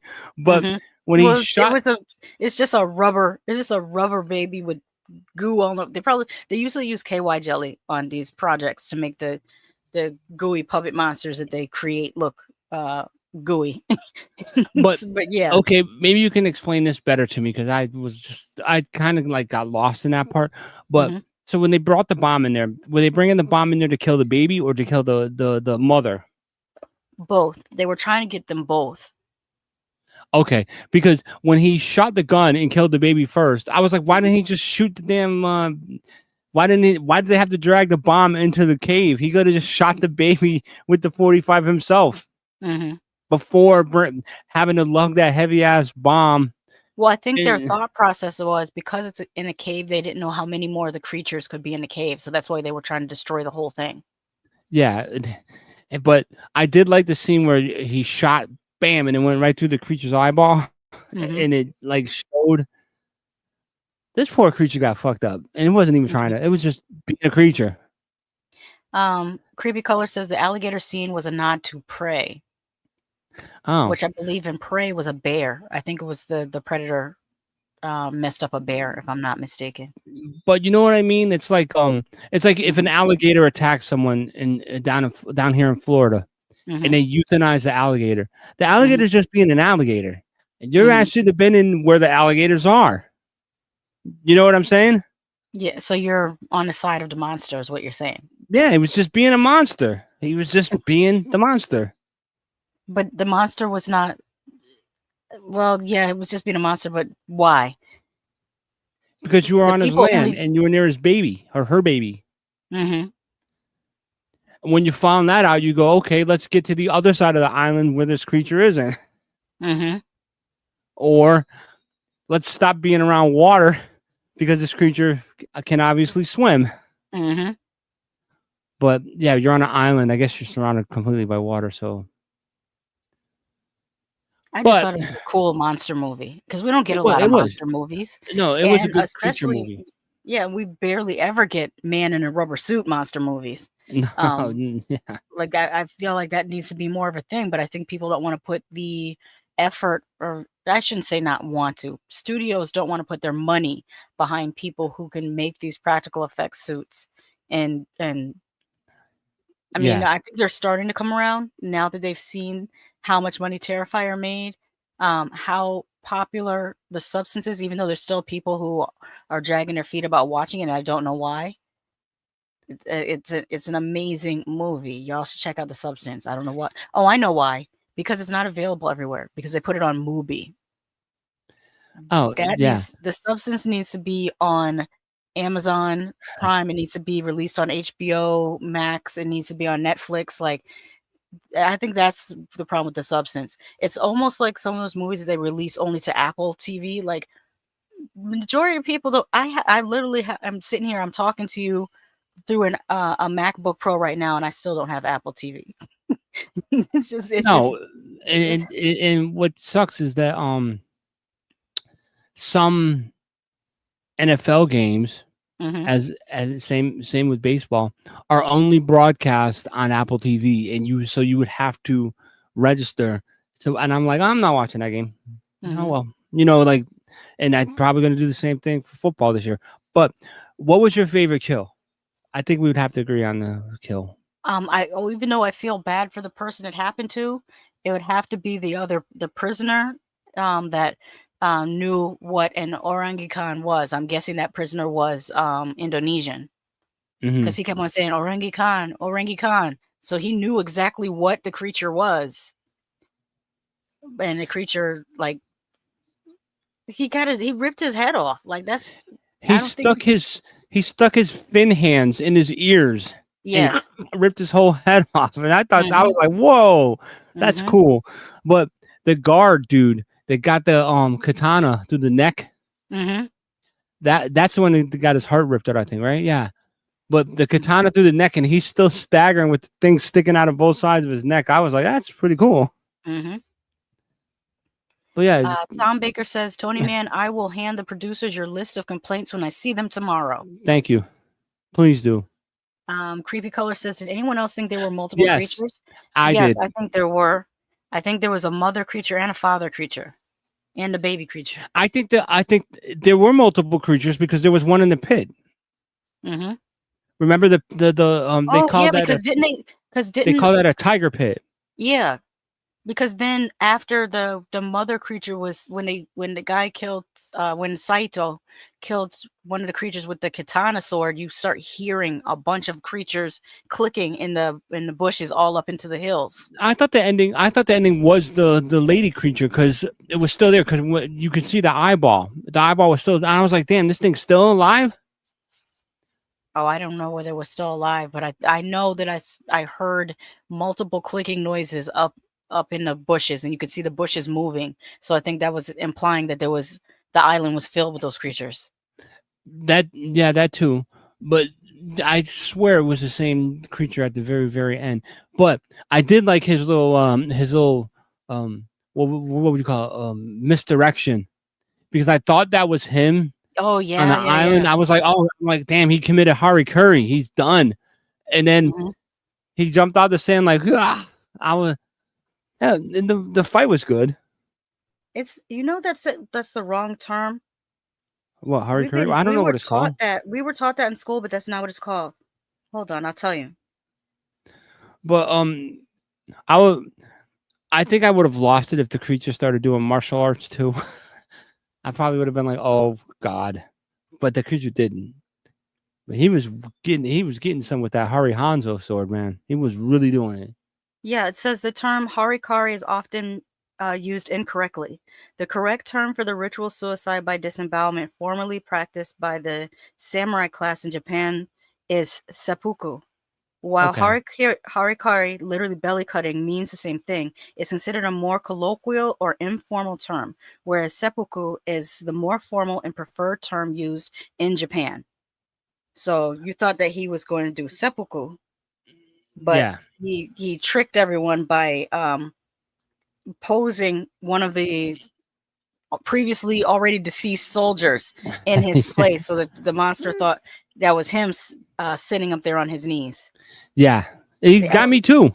got him with the element of surprise. He's got me too. Okay. Paul Draws is in the house. He says, "What's up? Interesting to watch Monster Island," or he's interested in watching Monster Island. Creepy Color says, "Predator took out a snake, wolves, and bears." This is true. In Prey, in the movie Prey, he's saying. Tom Baker says, "Rate the movie out of 10."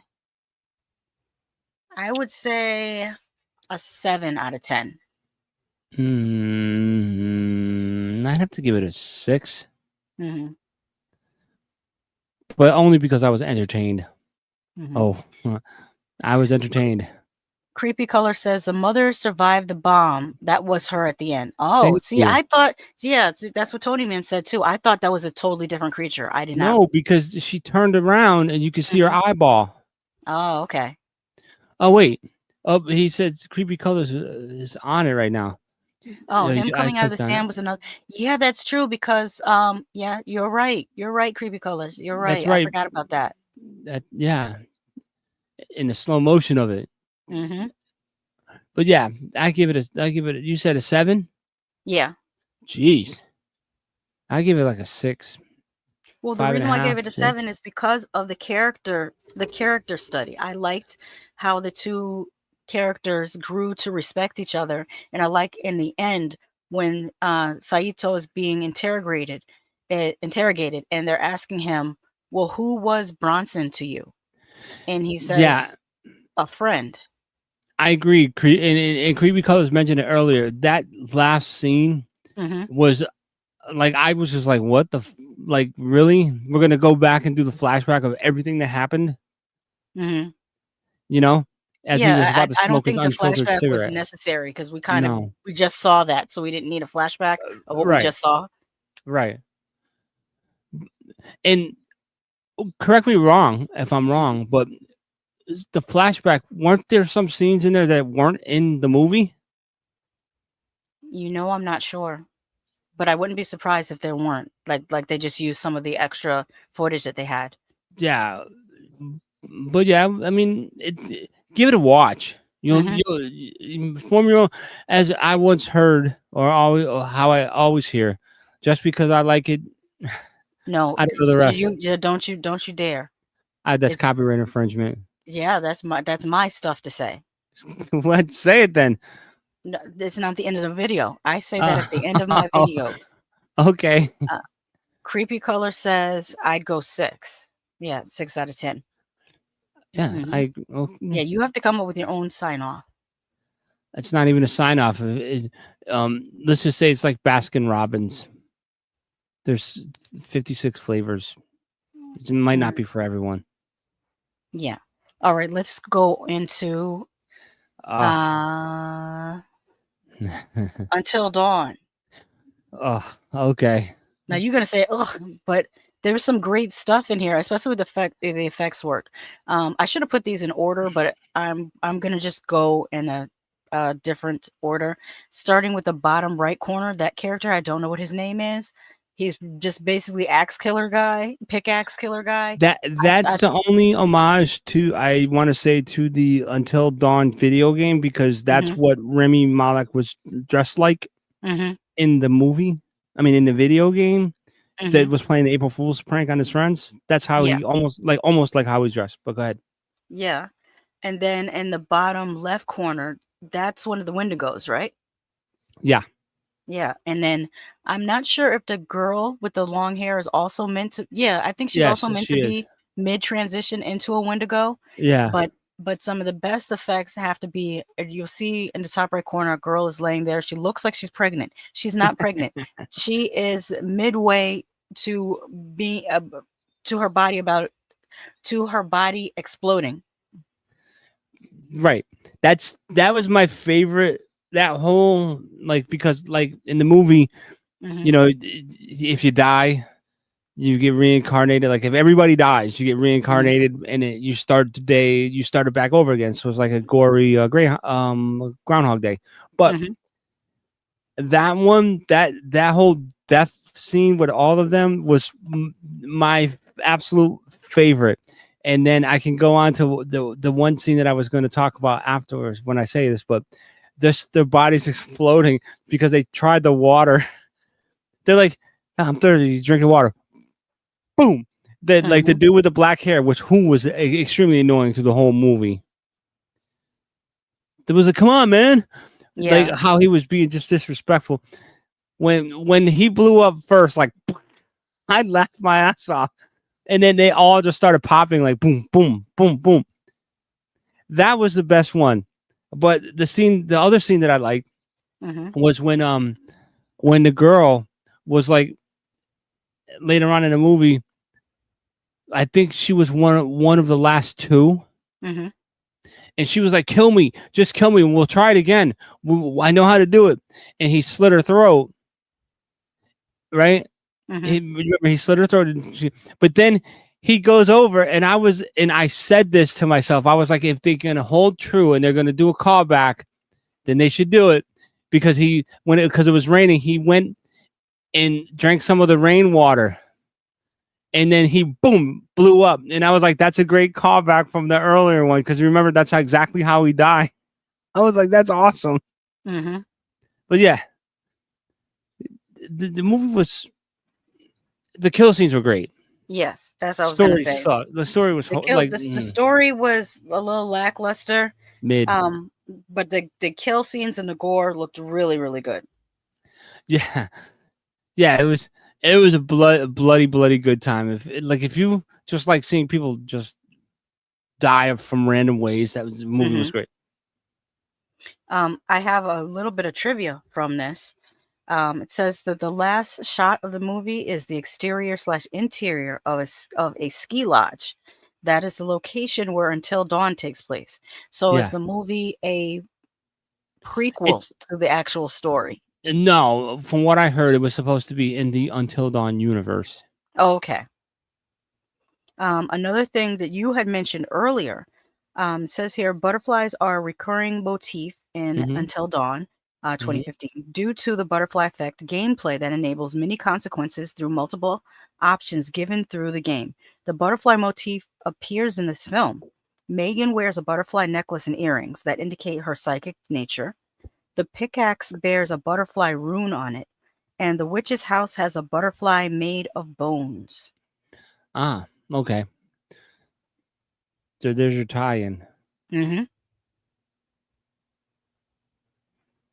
There was something else. Where is it? The shot of Clover coming out of the grave, arm outstretched to the sky with a cross behind her, is reminiscent of the poster for the original Evil Dead, 1981. If you remember the poster for Evil Dead, it's a hand coming out of a grave kind of looking thing. Speaking of that, I was going to ask you: did you get any horror movie homages in this movie? Did you like? The one thing I thought of was this director and this creepy dude with the pickaxe. I feel like he should direct the Friday the 13th if they do another one, because that dude reminded me of like a Jason. So I enjoyed him with that pickaxe. Yeah, I can see that. It was the mask itself is pretty cool. Yeah. But even his bald head, when the dude said, "Hey, look at me," or "Don't chase her," and he did the thing and said bink off his head and the killer just turned around, I was like, yeah, that's a Jason. He could be Jason. Knowing him, he probably played him, and I don't even know. But any more trivia? Actually, I have some visual trivia that we can get into. Before I do that, Paul Draw says wasted on Titan dude. Titan dude? Okay. Titan. I think Trees. is that large creature that was in the woods when they tried to escape in the car? Don't you see the it could be, but I see the pine trees. I wonder if he's wasted on some good. Who knows? Tell me, Paul. Is that a new strain? But okay, go ahead. Now this is about this is the trivia that I add, and it's about the practical effects approach look in this movie. Let's see. It's latex, monsters, blood, the whole thing. Lights Out was PG-13. You able to hear it, everyone? Yeah. Well, I can hear it. You can hear it? Okay. I don't know if they can hear it. And Creation was rated R, but a lot of that is just an inanimate. Okay, everybody that's in here in the chat, can you hear the audio? Just to make sure. I'll wait until somebody gives me a yes or a thumbs up. Or no, I'm going to play it, and if you guys say you can't hear it, I can always roll it back. So let's do that. Since I was very young, I've wanted to do a horror movie full of practical effects. Latex, monsters, blood, the whole thing.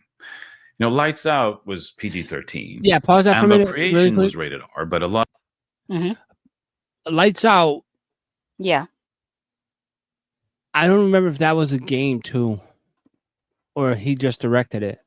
No, Lights Out was a short horror film that they expanded Okay. into a longer horror film. Okay, that's all. I just okay. Now you can. Mhm. A lot of that is just an inanimate doll looking creepy. And then I've just done kids' movies.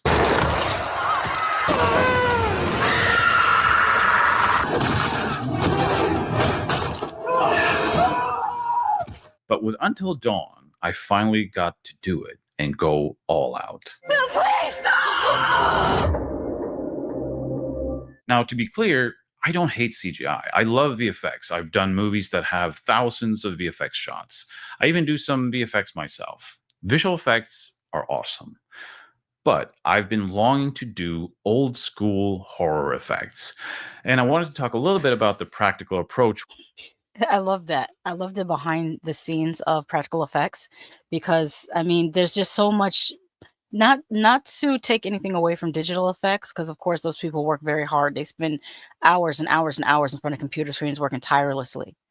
So I'm not taking anything away from them, but I really, really enjoy the process of practical effects. We had in Until Dawn. Now, the movie isn't out yet, so I can't show you too much of the finished shots, but I want to show you some of the tests that Lotta and I did in pre-production and how these types of effects can be achieved. Now, shooting practical effects is all about two things: shot design and editing. Look at the legs. A few years ago, I did a video called Using Cuts as a Visual Effect. You can find a link below. And the techniques I talk about in that is what we used on Until Dawn. And even though I made a whole video about it, I was still surprised by just how well some of these things worked. In Until Dawn, there's a character that gets their face bashed into the ground multiple times, and the face gets progressively more messed up. So how to do that without visual effects? Well, I figured that with the right camera angle, we could cut each time the head was bashed into the ground, apply more prosthetics and blood, roll the camera again, and make it seem like one continuous shot. Lotta and I shot a quick test in the office. We didn't have any blood, but each time we cut, we added a new post-it note to my face to represent the blood and damage. The test worked great. You don't really notice the cuts. And because of that angle, we could put a pad on the floor so we could safely bash the actor's head. And that's the way we did it in the movie. You bash the head, cut, send the actor away to get more makeup applied, line everything up again by having a monitor with the last take overlaid, bash again, cut, send the actor away, and keep doing that. It takes a while, and my concern was that things just wouldn't line up. And that's what I first thought of. How did they get it to keep lining up? But when he said it takes a while, that in there lies why I think studios try to stay away from this, because they want everything so fast. They always want to brag, oh, we shot this in only this amount of weeks, or we finished this in only this. And I think that's why they're not allowing people to do this process like what he's describing, because it takes more time. But sometimes the extra time is worth it in the end product. And like I said, with Until Dawn, all the effects, let me not misnomer, I don't want to say all, the majority of the effects were done great. Like that's the strength of Until Dawn is the effects, especially the practical effects. I agree. That we'd have to use visual effects to blend it all together, which would have been fine, but it worked perfectly. No visual effects needed, just editing. In the movie, there's also a character that gets stabbed through the chest with a pickaxe. Wouldn't be hard to do with visual effects, but I wanted to try and do it in camera. So Lotta and I shot this quick test. Melanie?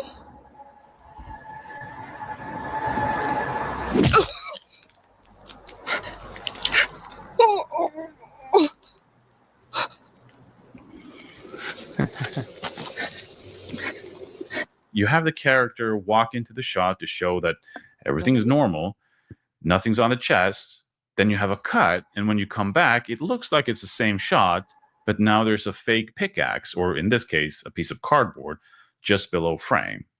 And then you just quickly reveal it and add a sound effect. Now, in this test, Lotta was on a chair because I wanted to see if I could make it look as if she was lifted off the ground. And with a hidden cut, we go from the chair to feet hanging off the ground.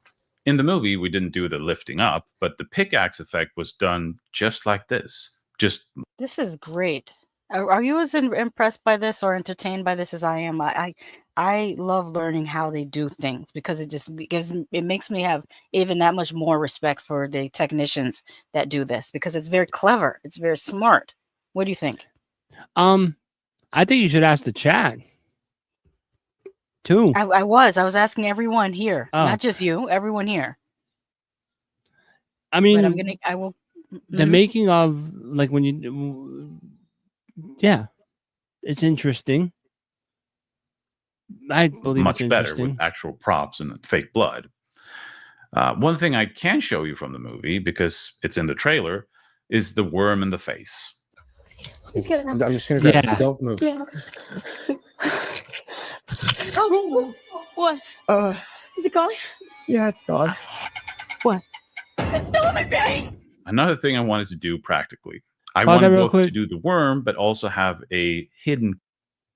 I did like that part because Mhm.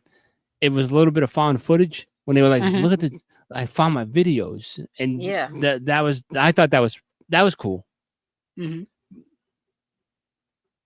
Well, okay, you hit play again. Tom Baker Oh. says future producer Lady Shasha has spoken. cut in a pan so we could add makeup and mess up her face. All the special makeup effects in the movie were done by Applied Arts Effects. They're the same ones who turned me into a crocodile man in Shazam.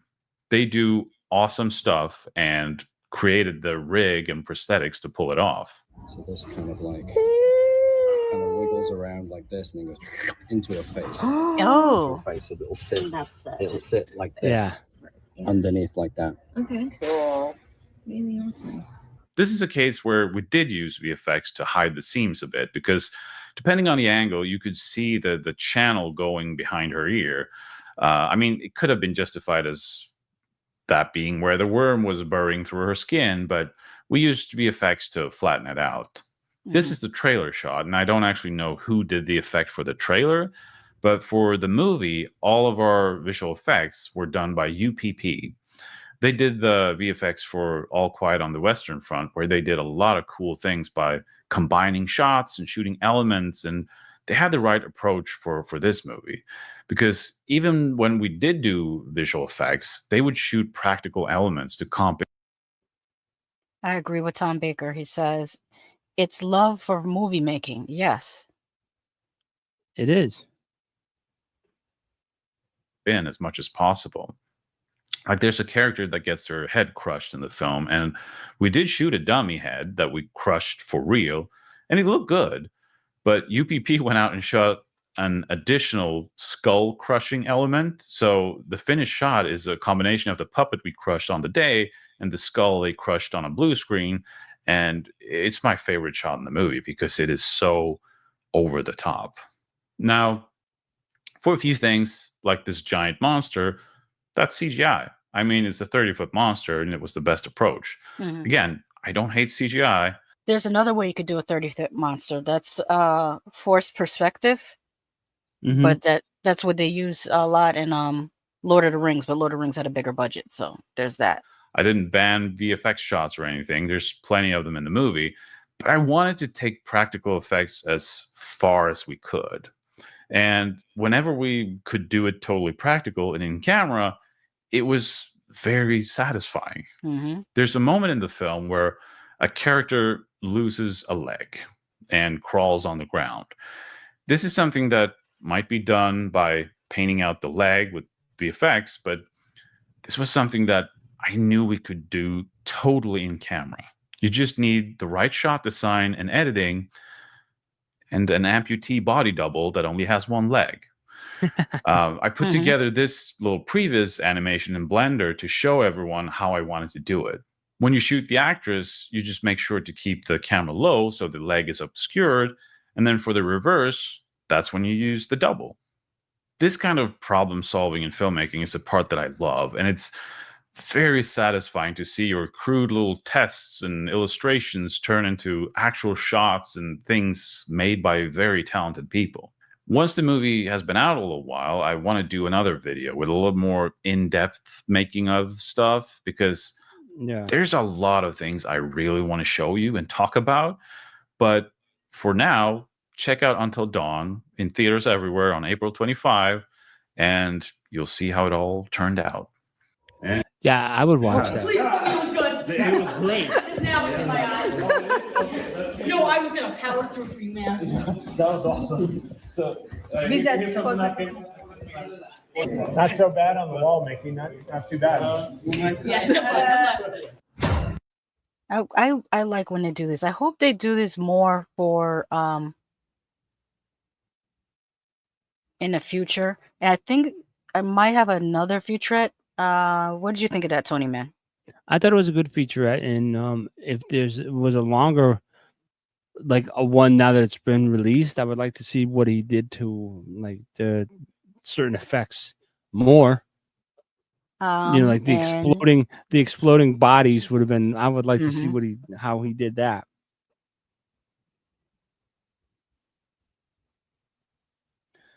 Ask and you shall receive. Oh. This is one that he put up. The one that I showed was from 3 months ago. This is the one that he has posted 10 days ago.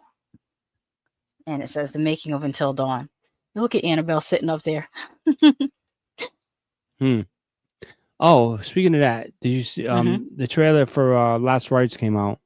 Oh, really? You haven't seen it? No, I haven't seen it. Oh, is it good? I can't wait. Oh, I can't wait to see this movie. All right. That's all I'm gonna say. It looks good. It's a proper send-off. Maybe you should buy at the end. That's the one he was talking about. You see it? Let's roll that back. Practical effects. Digital effects. I don't think it rolled back. It didn't roll all the way back. Did it? There. Now it's all the way back. One more time. Practical effects. Digital effects.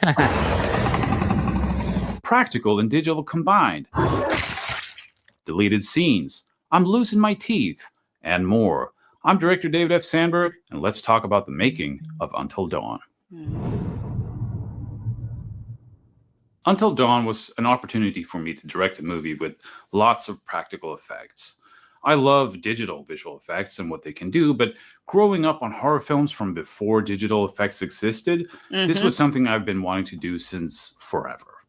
All the practical effects in Until Dawn were done by Applied Arts Effects Studio.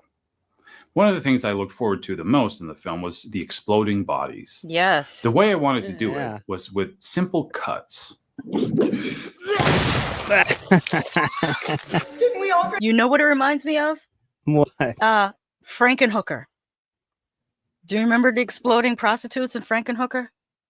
I never saw Frankenhooker. Oh, you've never seen Frank? Oh my goodness! I need to show you Frankenhooker. Jeez. Yes, it's a classic.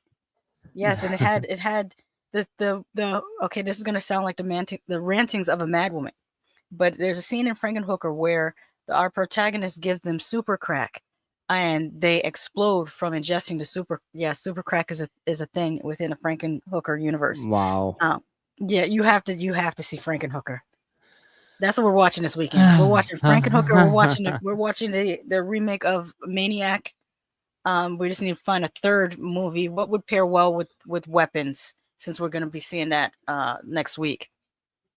But we'll come back to it. Let's get back into this. But the exploding scene reminded me of. See, thank you. Creepy Colors is got my back. They say Frankenhooker is great. It is. And then they put the lawnmower scene. Tom Baker says, I like it. We'll watch Until Dawn. Creepy Color says, yes, the lawnmower scene. Absolutely. By the way, Rabbit Grannies. That's what I need to show you. So I'll show you Frankenhooker and Rabbit Grannies. By the way, before we get back into this video, You mentioned a movie, you and Creepy Colors. Mm-hmm. You talked about street trash. Yes. Where's your Viper bottle? It's right on the shelf Okay. above my head. Yeah, I still Okay. have my Viper. Okay. Yeah. Because I I know have that it, was it's on the shelf above my container of the stuff. Did you was the movie was the cap red or was it black? Because I think they sent two. They sent 2 caps, but I put the red cap on mine. Okay. That's I was just that okay, go back to your practical effects because the body melting reminded me of of that movie Street Trash because they melted. Yes. I didn't like the remake with the different colors. Like Yeah, the that remake guy is was just boring. it doesn't have the same feel as the original. No. All right. I love that scene. Yep. Awesome. That's You lock the camera down on a tripod. You shoot the actor, then you cut and place a dummy in the same position, fill it up with explosives, and blow it up. Now, because explosions happen really fast, I wanted to shoot them at 48 frames per second. Slow enough for you to see what happens, but fast enough where it doesn't feel like slow motion. Creepy Color says, I've never seen Street Trash. I'm going to watch it. Oh, definitely. It might be on Tubi. Let me double check for you. Because then you'll be, if you are in an area that has the Tubi app, because I know it's not in every country, but let's see. I'm going to put it here, Street Trash. Hey, I'm gonna mute for a second because I got to check on my cat. No, that's the remake. Yeah, the remake is on Tubi. Let me do a wide search and tell you where the original, because I didn't care too much for the remake at all. Let me see. I believe I have it on DVD, so I can watch it whenever. Street Trash. There it is. Okay, so Street Trash right now it's on a lot of places. Midnight Pulp, Screambox, Philo, Cineverse, Midnight Pulp, Shudder, and AMC Plus.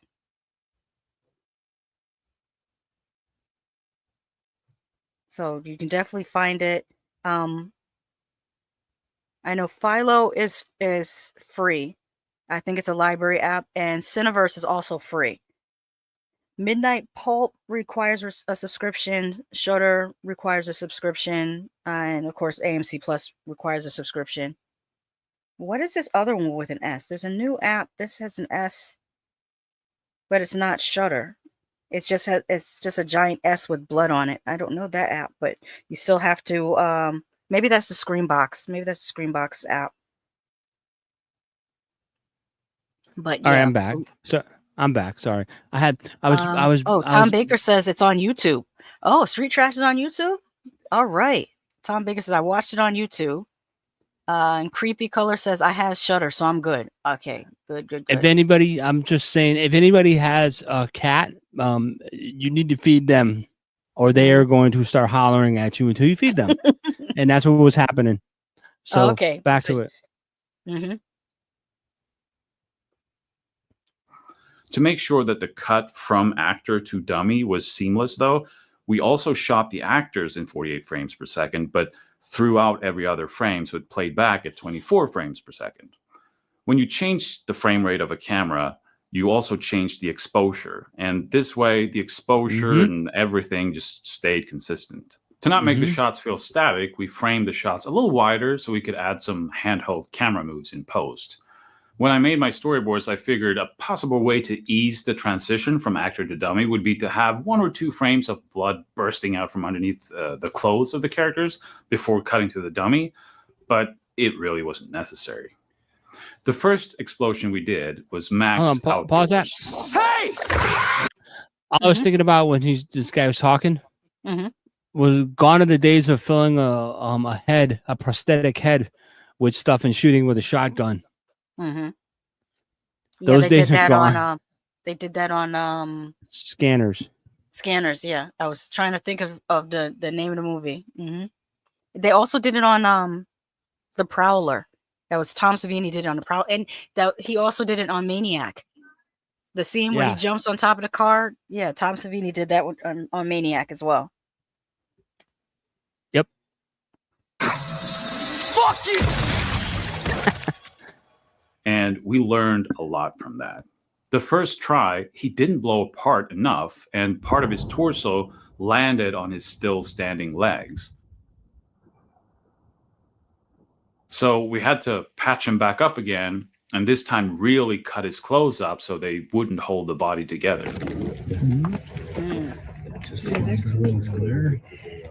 Because the legs hadn't been rigged to explode on this dummy, they were still standing, looking very stiff. So VFX had to give the legs a bit of movement and also paint out the wooden plate that he was standing on.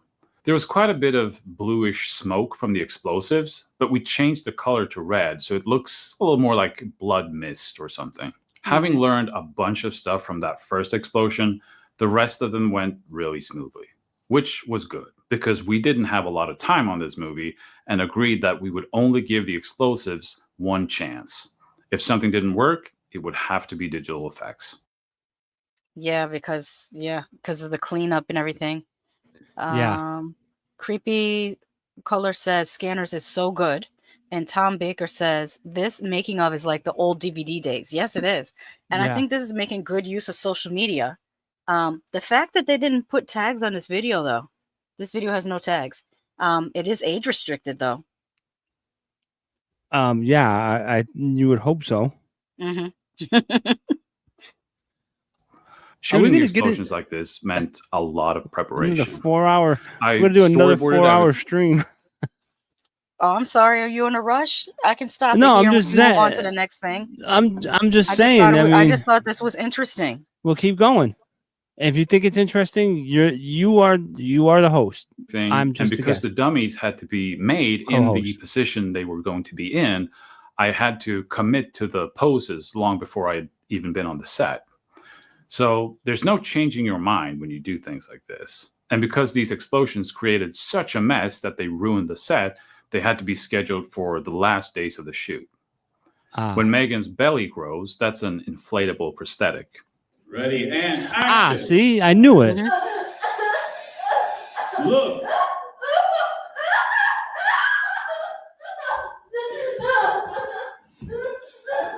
Okay. And cut. When the belly explodes, we shot it from an angle where you can't see that she's not wearing the inflatable belly anymore, and she's just lying on a tube shooting out blood using compressed air. For Megan's leg blowing up, we had a rig with fake legs. For Megan crawling around on the ground with just one leg, I figured we could do that practically with an amputee double. I put together this previs in Blender to show how we could do it. Oh my god.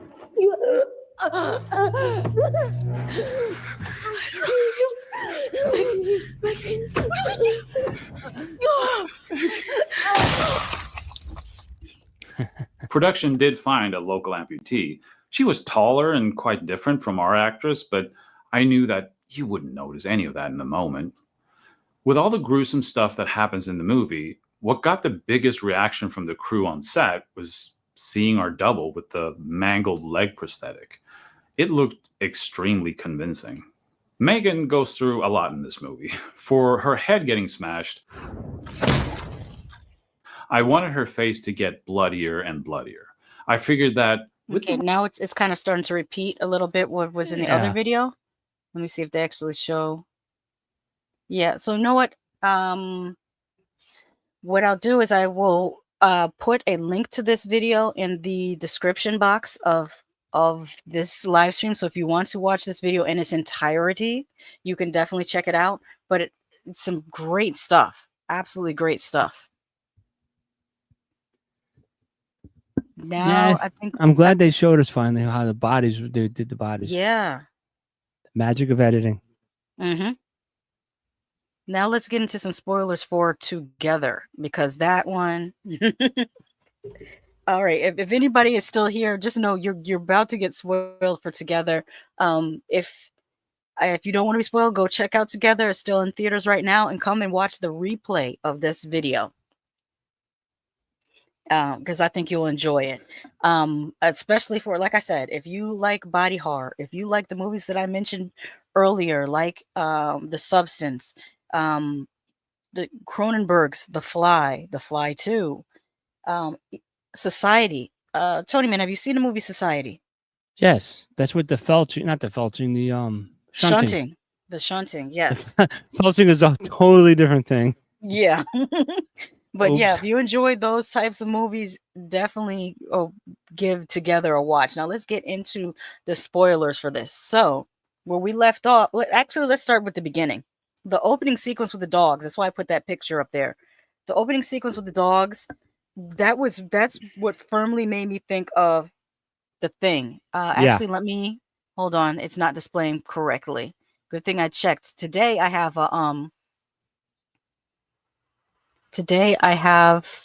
my phone showing like visually everything. And hold on.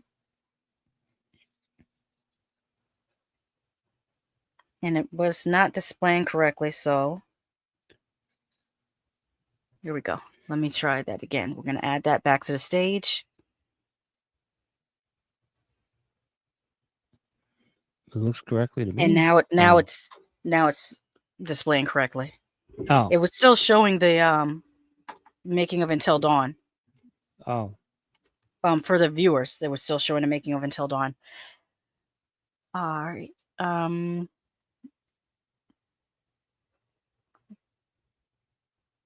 Faux Mickey Latte says, I could never have the patience to do any of this.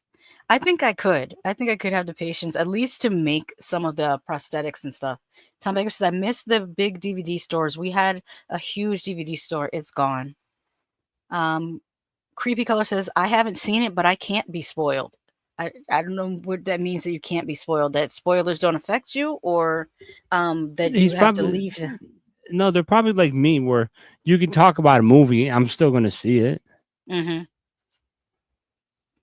Okay. Oh, I was saying about the dogs. That's what was reminding me of the opening of John Carpenter's The Thing, and also when you first see a mutation, it's in the dogs in John Carpenter's The Thing. So that opening segment with the two dogs and the person, recovering their dogs from the woods and putting them up for the night, and then when they come back, they find their dogs all mangled together.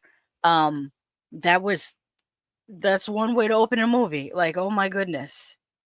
Yeah. What did you think of the dogs? I got, like you said, I got The Thing immediately when I saw it, and I was like, okay, where are we going to go from here? Because once you do that, it's that, okay, so now how are you going to top that? Mm-hmm. And they topped it pretty well. Oh, they absolutely topped it. To describe the dogs, what happens with these two dogs is they go into what looks at first like a cave. It has a hole in the bottom of the cave that has this water, what looks to be water, and the dogs drink from the water. So when the dogs are called back, or when the person finds their dogs and they're called back, later on the night, they're awoken by the dogs yelping. And so they go to check on the dogs, and like I described earlier, you see the reaction of the person who sees the horror before you see the horror. So you see the dog owner's face and what he's looking at. Then you see his hand on his flashlight, and the flashlight slowly pans up to the dogs. And then you see two dogs that are kind of conjoined together in an awkward type of way. And hence the name of the movie. Yes, hence the name of the movie, Together. And so that's what we start with. No, what you said, cave. You know what I was referring it to the whole time when I was watching it? What? Earth's butthole. Because it looked like I knew you were going to go with butthole. I knew you were going to go with that. You tell me it didn't look like Earth's butthole. It did. Thank you. This is in movies in the theater right now, Tom Baker. It's at the movies right now. It was just released this past Friday. And don't even try to pull and say that you knew what I was going to say, because what did you say about that other movie? That Nope. You said it looked like a flying butthole, and you said that in a movie theater. Oh, did I? Yes, you did. You said it out loud. Oh, my bad. But anyways, yeah. So it looks Mhm. like Earth. It's a thing with. It's a hole with like things like tentacle things coming out of it, but they're not tentacle things. It looks like tree roots, but it looks like a giant butthole to me. But anyways, yes. So the dogs drink from that water, and that's what happens if you drink the water. Yes. And so that's what happens to our couple as well. They go for a hike, and Tim falls into the hole, and then Millie tries to get him out of the hole, but she ends up falling in it too, and they're stuck in that hole overnight, and Tim drinks the water, and somehow They both do. they both end up drinking the water because they run out of their own water, so they have no choice but to drink the water, I guess. And they make it out of the hole, and then they start to experience issues with starting with when they wake up the next day in the hole, their legs are stuck, like their calves are stuck together, and they have to kind of like pull them apart, and it kind of looks like if you super glued someone to someone else and you had to pull them apart. That's what they end up doing, and they make it out of the hole. Not so much in that scene. Okay. I think the cringiest scene for me, honestly, was the rats. When they moved from the city to the country house, Tim smells something, and he's like, "What is that smell?" And he tracks the smell to a light fixture in the ceiling. And when he takes the light fixture down, he discovers, at first he thinks it's just one dead rat, so he tries to pull it out. And when he pulls it out, it's a bunch of rats, and their tails are all like conjoined, and it's all. I might lose sleep overnight over that image. Like, oh my God, it was disgusting. Yeah, that whole rat scene. Yeah. And then him just talking about the rat scene later on. Yeah, him talking about that happening before with one singular rat, and his father finding the rat in the. Well, actually, let me set up the scene because I do have a picture there in the center. Tim, Well, I was just going to say that when he was describing the smell at my old job, we had rats and field mice, and unbeknownst to us, the young ladies in the sewing department of my job would in the warehouse, they would put rat poison down without telling anybody. So you would start to smell the dead body like 2 days after it dies. And then being in a warehouse, like I said, that was like 120 degrees in the inside and humid, you can imagine the smell. So that's exactly what it reminded me of when he was talking about how he was like, yeah, it was some smell. I know exactly what he meant. I was like, yeah, I know what he meant. And you have to search, but one of them died in the air conditioning duct. Oh, jeez. Yeah. So it was blowing air conditioning into the front office where the owners were. And they're like, somebody try to find that rat. And I said, there's no way in hell I'm going to find that damn rat. I said, you need to find that rat because we're in the back. So I told him straight up, I'm not grabbing no rotten rat. So, but all right. I'm sorry. I digress. Well, Tim has some kind of unprocessed trauma from earlier in life. And one of those things is about his parents. And he told Millie the story about how his father smelled something in his room, and he told him, your room stinks, clean it. And he kept on cleaning his room, and his father would still say he smelled it, but he couldn't figure out what it was. And then one day he came home from school, and his room had been turned upside down because his father was looking for the smell. And his father came out of the room and said, oh, I found the smell. And it was a dead rat above the light fixture, because apparently what rats will do is they'll kind of warm themselves by the light fixtures, and the rat had passed away, so it was rotting, and that was the smell. But he didn't notice the smell because it was his bedroom. The smell had kept on creeping gradually to the point where he couldn't smell it anymore because he lived in that room. And so you could he smell it tied on your that. clothes. Yeah, he tied that to the night that his father passed away. Or when he finally found out that his father passed away, he went into his parents' bedroom, and his mother was just sitting there, as you can see her pictured in the center picture here, sitting up in bed, smiling, and the father is in the bed, deceased. And she was in the room with the father, I guess, for several days, so she didn't smell the smell of the rotting corpse in the bed next to her. So I like don't that's one of the I don't things know that. how. Like, Mhm. I don't know how you can get used to that smell because it's Well, just he said that when the father passed away and she found him, that her mind snapped. yeah. I know I remember him saying that. But like, yeah, it's just yeah. But when he started talking the story about the dead rat, Mm-hmm. you know what I thought about? What? It was one Christmas. Oh, Dad yeah. went out to get the Yeah. presents. And, It oh, reminded me of Gremlins. yeah, Phoebe Cates' story in Gremlins. Mhm. Yeah, but okay. Yeah, Creepy Cola says like when you pull a grilled cheese apart, kind of like that. Tom Baker says, Tonyman, imagine the smell of a decomposing body. We don't have to imagine. We know what that smells like. Yeah, we do. And no, we didn't bury anybody in our backyard. But you No, want me to tell the story? No, I'll tell it. Okay. In our old neighborhood, one of our neighbors was an elderly gentleman. He lived alone. So when he passed away, there was no one there to report it. And so we started getting this really putrid smell in our neighborhood. This was like a couple houses down from me, and I could smell it. Everyone could smell it. So eventually we ended up calling the city to find out what the smell was. And it was his decomposing body in his house. Yeah, And I will never forget that smell.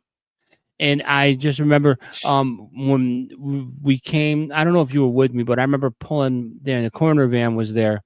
And I remember one of our neighbors telling us he was dead for a while because they did the mailman kept giving him mail and he was just loading up in the mailbox. And they said when they opened the door, the amount of flies that came out of that house, they just like out of the house. And I was like, oh my God. Like, and that was the smell. So yeah, we do know. Yeah. It's a horrible smell. It's not something that you would ever forget. Other sequences I thought were pretty good. I put the image there on the bottom right of Millie on the other side of the door when she was kind of like in a trance state. You would think that she was sleepwalking, but she wasn't. When they drink the water and whatever organisms got into their bodies, when they fell asleep, the organisms could kind of take over their bodies and pilot them, sort of. And so in this scene, that's what's happening with Millie on the other side of the door. But I love how they made it look, because the frosted glass made it look really creepy. Right. Well, the organism would, because they were trying to conjoin, like they were trying to, like she had, like you said in the shower scene, that's how you first see. He's in the shower and she leaves, and as she's like driving down the road, they're doing like a drone shot of the van, like the truck turning left, right, whatever. And he was in the shower tripping out, and he was standing in the shower and doing the same turns as she was doing. And then like he smashed his head against the wall, and he just kept pushing harder and harder. You could see the tiles cracking, and then he snapped out of it. You know, so that scene that you're talking about, I think they had left each other for a minute because they were like, "There's something wrong." Because remember when they were in bed too, I bet you that scene grossed you out when he woke up and he had all her hair in his throat. In his throat. That wasn't as gross as the rats. I think the grossest scene had to be the rats to me. But because she left, her body was trying to get back to his body so that they can combine. Like the lip that you see up in the top. One of the dream sequences borrows a scare from Ju-on. Did you notice that? Was it the mother at the end of the bed? Yeah. Yeah. I noticed that right away. And in the bottom right corner, we find out that there was a cult at one time that worshipped, I'm going to call it the glory hole. the glory hole in the cave. So mine is worse than yours? No, not technically. Yeah. You're calling it a glory hole. I call it Earth's butthole. It's the hole in the cave. There were people that were the down hole there in the ground. It's a hole in the ground. Yeah, they were worshiping the hole in the ground. And we find out that there's a character in this, their neighbor. I kind of got an inkling of it when when Millie first went in the house and saw the photograph, because I was looking at the photograph and I'm like, why does he look different from the photograph? And now, when they showed the photograph of him and his partner, and then the camera goes back to you looking at him, and you notice a slight difference. Like the jawline looks a little bit wider. Why does he look different? And then my mind started thinking, oh, he is the outcome of once two people combine and they make a new individual. Yeah, but and that's who he was. But before she sneaks in the house, I was No, the only. no, I'm not talking about not when she snuck in. I'm talking about when she went there to talk to him. Oh, okay. And they had the camera pans to a photograph during their conversation. Oh, I didn't notice that. I know you didn't, because a lot of times when people are talking, you start looking at your phone and thinking that it's not important while a discussion is going charged. on. Guilty I as always charged. tell you that a lot of times conversation is important, and also what the camera lingers on as people are talking can be important to the story. Yeah, you're right. Guilty Tom as Baker charged. says, I didn't know it was this kind of story. Oh yeah. Oh, you can't tell just looking at the trailer. No, the trailer. I like that the trailer does not spoil this. The poster does give you a hint. Oh, so there was one scene I was really disappointed in, and that was when they had, not the second time, but the first time, when they were sleeping, and their arms got stuck together, and she grabbed the saw to cut them apart, but they cut away from it. They didn't show go, and I was like, come on, man, that would have been a great scene. I think they must have run out of money. That's the only explanation for that, because they showed so many other things, like the reveal of the missing couple. That's the part I thought you liked. I was like, she loves this movie already. When Tim goes back to the cave to try to get more information, and he finds the missing couple they were mid transition, except for one of them, because I can't say this word on YouTube. One of them executes, and so their transition is incomplete. So you have a person who has a dead body pretty much attached to them. Yeah. But they're mid transition. So gosh. You know what too? The whole thing about the amoebas trying to get together. I mean, I don't know. Did the audience groan when I say the part? You're gonna understand when they were doing it in the bathroom, and because the amoebas were trying so bad, so he ended up having sex with her in the bathroom. And did you see when they tried to separate? You can see the penis stretching. Yeah, but I'm saying that's why I said with the arm thing, they must have run out of money, because you showed conjoined dogs. You showed a person who had a dead person halfway attached to them, halfway morphed into them, and then you showed the penis stretching thing. The audience groaned so loud. I thought it was hilarious. It was just, but because the thing. And did you enjoy how they were getting dragged on the ground? Like, it was so powerful that it was. They were like magnets. They were moving like magnets that were attracted to each other. Yeah, it was a very interesting premise, and then it also, like, when you really listen to the dialogue, it really gets into ancient alien theory. And also there was some Greek mythology stuff in there too. I have to look it up to see whether it's actual Greek mythology or whether they made it up for the movie, but I thought that was pretty interesting. But the thing I liked about it, and I don't know if you got it right away, but the movie was called Together, right? Yeah. And like you said on the previous part that we didn't spoil, the couple, they did not get along. They did not, like, they were just like, they looked like they weren't together. Yeah, they were drifting apart. They were they were very much drifting apart. And then, but when that thing happened, all of a sudden they were like, "Oh, let's we got that. Or like even when she went to go see that the teacher dude, which was giving me SA vibes when he was talking to her Mm-hmm. in the thing, and he was like, oh, are you like, you got a boyfriend? Oh, you're like That's not the vibes I got from him. I got that he was meant to be weird. I got that he was meant to be some kind of uncanny valley type thing, but it was because he was so. I think he was meant to come across as being so content and happy that it's creepy. Why are you so content and happy? yeah, but And yes, but now you know why, because he and his partner became one person. right. In one body, and that's why his face looked different, because his face he was a combination of the two people.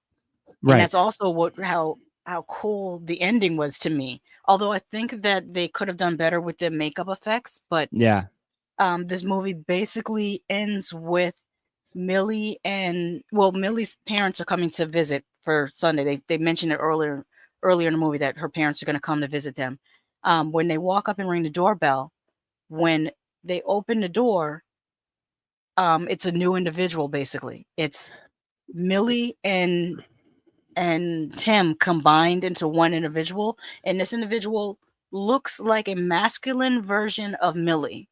Like You know what it gave me vibes of? What? The student from Generation V. Yeah. That student that transitions back and forth between male and female. That's exact. When I looked, I was like, that's Gen V. But and also the voice. They altered the voice so that's like in that androgynous zone. The voice that she or they. I'm gonna say they them. That's the perfect definition of they them.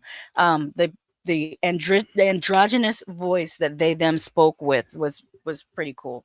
And the one part that I was talking about to me was like with the if they had Marvel money was when they were sitting in the chair and he touched her arm and his hand went inside of her body, and it looked really bad CGI because they tried to pull each other apart, and they had one had socks on, the other one like put his pants down like to cover his feet, and they were like pull, but that looked like really bad CGI. And I was like, if they had Marvel money, they could have did like Deadpool, Deadpool 3 when the lady kept reaching in people's heads.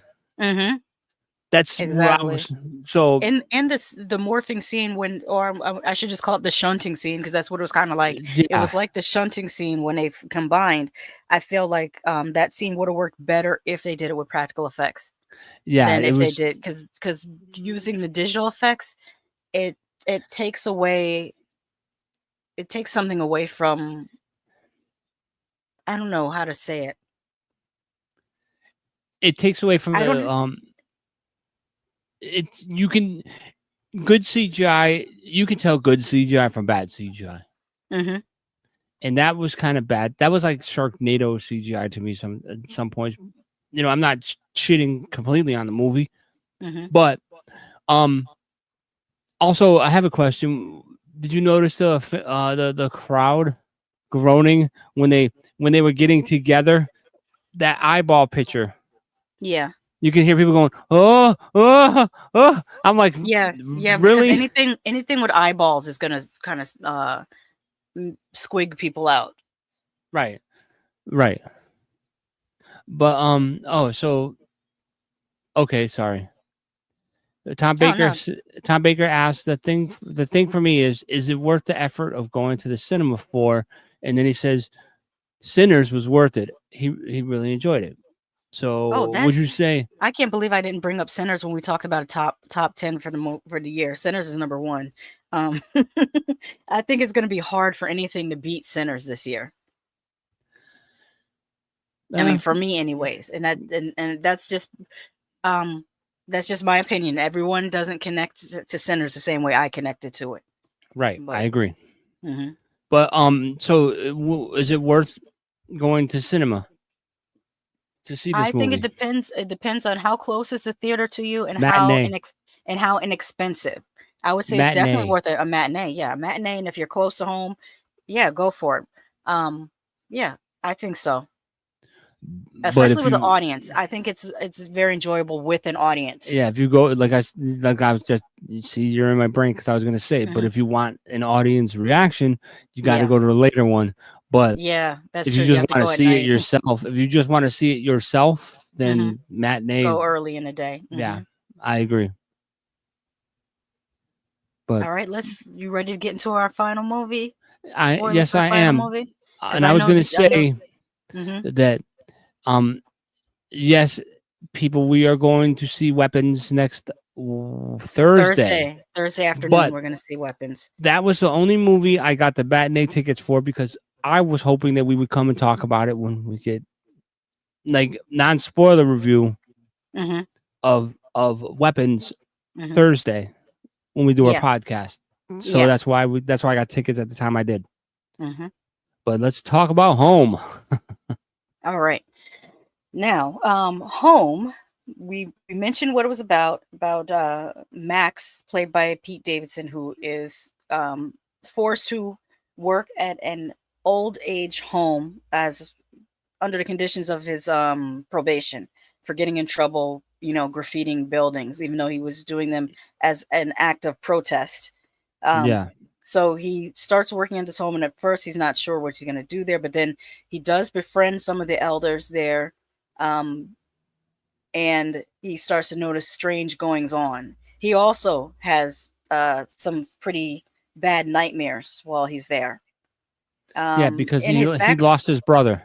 Yeah, let's talk about his backstory. He is a foster child, and his foster parents are, I don't know the actor's name, but the foster mother is European American and the foster father is African American. And what we were laughing about earlier is how a lot of people, I guess, mistakenly think that Pete Davidson is himself biracial, because he does look like a person who could be biracial, but he says that he is just solely Italian. Although if you look up the history of the country of Italy, there was a lot of things going on. Or you can or you can watch Cruel Intentions and listen to what's his name talk about it. I don't remember that. No, I don't remember that. Was it not Cruel Intentions? No, it was with the Reese Witherspoon. And what was his name? Dude that played the No Finger dude in Speed. Dennis Hopper? Dennis Hopper, when he's talking about the Sicilians, and he's talking to Christopher Walken. Oh yeah. That wasn't called Cruel Intentions. That was oh gosh, not True Romance. True Romance. Okay, maybe. But yeah, that's what he said. He basically says that well, we can just go through historical fact. There was a time period in which the Arabs fought war in Italy, and also took wives from Italy. There was a time when the Moors fought in Italy and took wives. So a person who says they're 100% Italian, you really are already kind of have different DNA going on there. So we'll sum it up that way. And also what Dave Chappelle said about Pete Davidson. Look at Pete Davidson's lips. Yeah. That was hilarious. But Yes, I kept on looking at his lips in this movie because they're like 30% of his face. Nah, I looked past that. I'm not saying it's a bad thing. I'm not saying it's a bad thing. He has very nice lips, to be clear with everyone. He has very nice lips. But I know. Point being, and he's a foster child in this movie, and he has an older foster brother who he has really formed an attachment to. That's why they kept on saying to each other more than blood, because they aren't blood related, but their relationship is stronger than a blood relation to them. And one day his foster parents tell him when he's about 10 or 11 years old that his brother has passed away. And so this is a traumatic event for him, and he kind of has never really gotten over it. When he works at the old folks home, there's an elder woman there. I had written down her name, but he forms a relationship with her, and she tells him a story about losing her son. So they kind of bond over having lost someone in their lives. Mm-hmm. and Norma. That was her name, Norma. And so she's one of the only people that also says to him, "There's something weird going on in this place." Mm-hmm. And so he makes it his business to try to find out what that is, because he knows something weird is going on, because he's witnessed strange occurrences, and he also can't sleep at night, and he has nightmares, and he keeps getting attacked by one elderly person. Oh yeah. All the time. Remember earlier when I said this movie, I was talking about the parental what do you call it? For the parents' guide rating, and sex and nudity mild. Yeah, there is an elder sex scene in this movie, and it's so weird because it would put you in a mind frame of like the scene in X, if you remember X. Yeah, exactly. Except for the people have these weird masks on. So imagine the couple from X, but they're doing stuff together, but their masks, they took the strangers' masks. Yeah. Yeah, that was pretty wild. So as he's doing his His janitorial services, he walks in on that couple, and so later that night he has a nightmare or is it a nightmare? Because as we find out that that people were actually coming in and out of his room at night. So was it a nightmare that lady with the mask was in his room or not? I don't know. Right. So then he does his Scooby-Doo snooping. Mm-hmm. And he starts to put the pieces together. But there's one time that that when he's asleep, mm-hmm. he wakes up and there's this thing on the floor in front of his door. Mm-hmm. And it's a black light. It's a black light. And as he's testing it, mm-hmm. right above his bed, as you see in the bottom corner, mm-hmm. he's testing a light, and you can see it, like when he has a light and he's flashing it behind him. I saw the light, it lit up, mm-hmm. and I think that was a kind of a suspenseful thing. Mm-hmm. But then he turned around and it said find the marked ones, which there's a lot of old people with X's on their neck. Mm-hmm. This is where it starts to get crazy. Yes. So I forgot a major plot point. He's told never to go on the 4th floor, which is mm-hmm. interesting because didn't we just watch a movie? Was an Indonesian movie or a movie from Thailand where the person was told not to go on the 4th floor as well? Yeah, it was Indonesian. Mm-hmm. And they said, don't go on the 4th floor. And she went, surely enough. Because it was that woman, the haunted room. And everybody used to say that it was taken from an actual myth. Yeah, no, it was Thailand. It was Thailand. Yeah, but it wasn't a myth. It was an actual haunting. Right. It's based on actual haunting. Right. They said that if you go up to the people that are listening, what happens in Thailand is you get there's haunted hotel, and on the 4th floor in a specific room, they heard screaming, crying, and help me. And if you open the door and you see the old lady and she looks at you, you have 7 days to live. That gave me the same thing when they said, do not go on the 4th floor. Mm-hmm. So I'm sorry to make you lose your train of thought. Oh, no, I was trying to find the name of the movie. Oh, so then as he gets real inventive, he has his laptop and he lifts it up and he keeps getting these he's like trying to look up the doctor up in the top because there's something strange with this doctor. Mm-hmm. And as he's looking up this doctor, he keeps getting these friend request pop-ups like boop boop boop boop, and come join this chat site. And he erased the first time, and I was like, that's something about to happen. And then it came up like 50 times. He kept trying to clear it out, and then he just said he clicked on it, and there was a woman in it with a weird face. And it was like she said something like, there's someone at your door. So he closed his laptop, and lo and behold, there was someone at his door. So he was wondering what the hell's going on here. So, yeah, you want me to keep going or? Yeah, keep going. I almost found it. It was called The Haunted Hotel in 2023, and then it was followed up by The Haunted Apartment Miss K. Is the sequel. Yeah, we didn't see Miss K, did we? I saw Miss K. I don't know if you watched it. No, but I we both watched it. then we both watched. We watched them as a double feature. Because I showed you The Haunted Apartment. Yeah. But there's a couple other Asian movies also based off of that.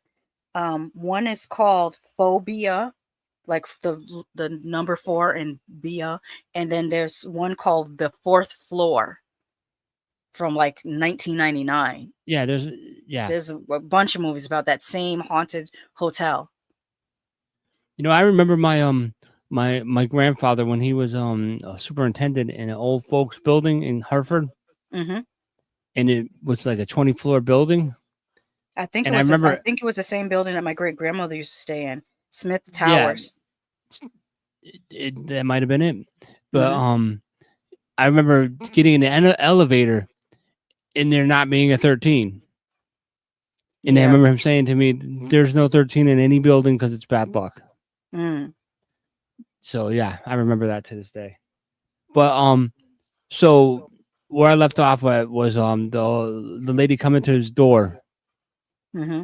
and saying, "You better come downstairs." Or she says something, but he has this black light, and he's like, snooping around, and he like checks checks an elderly person in their bed, and lo and behold, they have an X on their neck, on the back of their neck.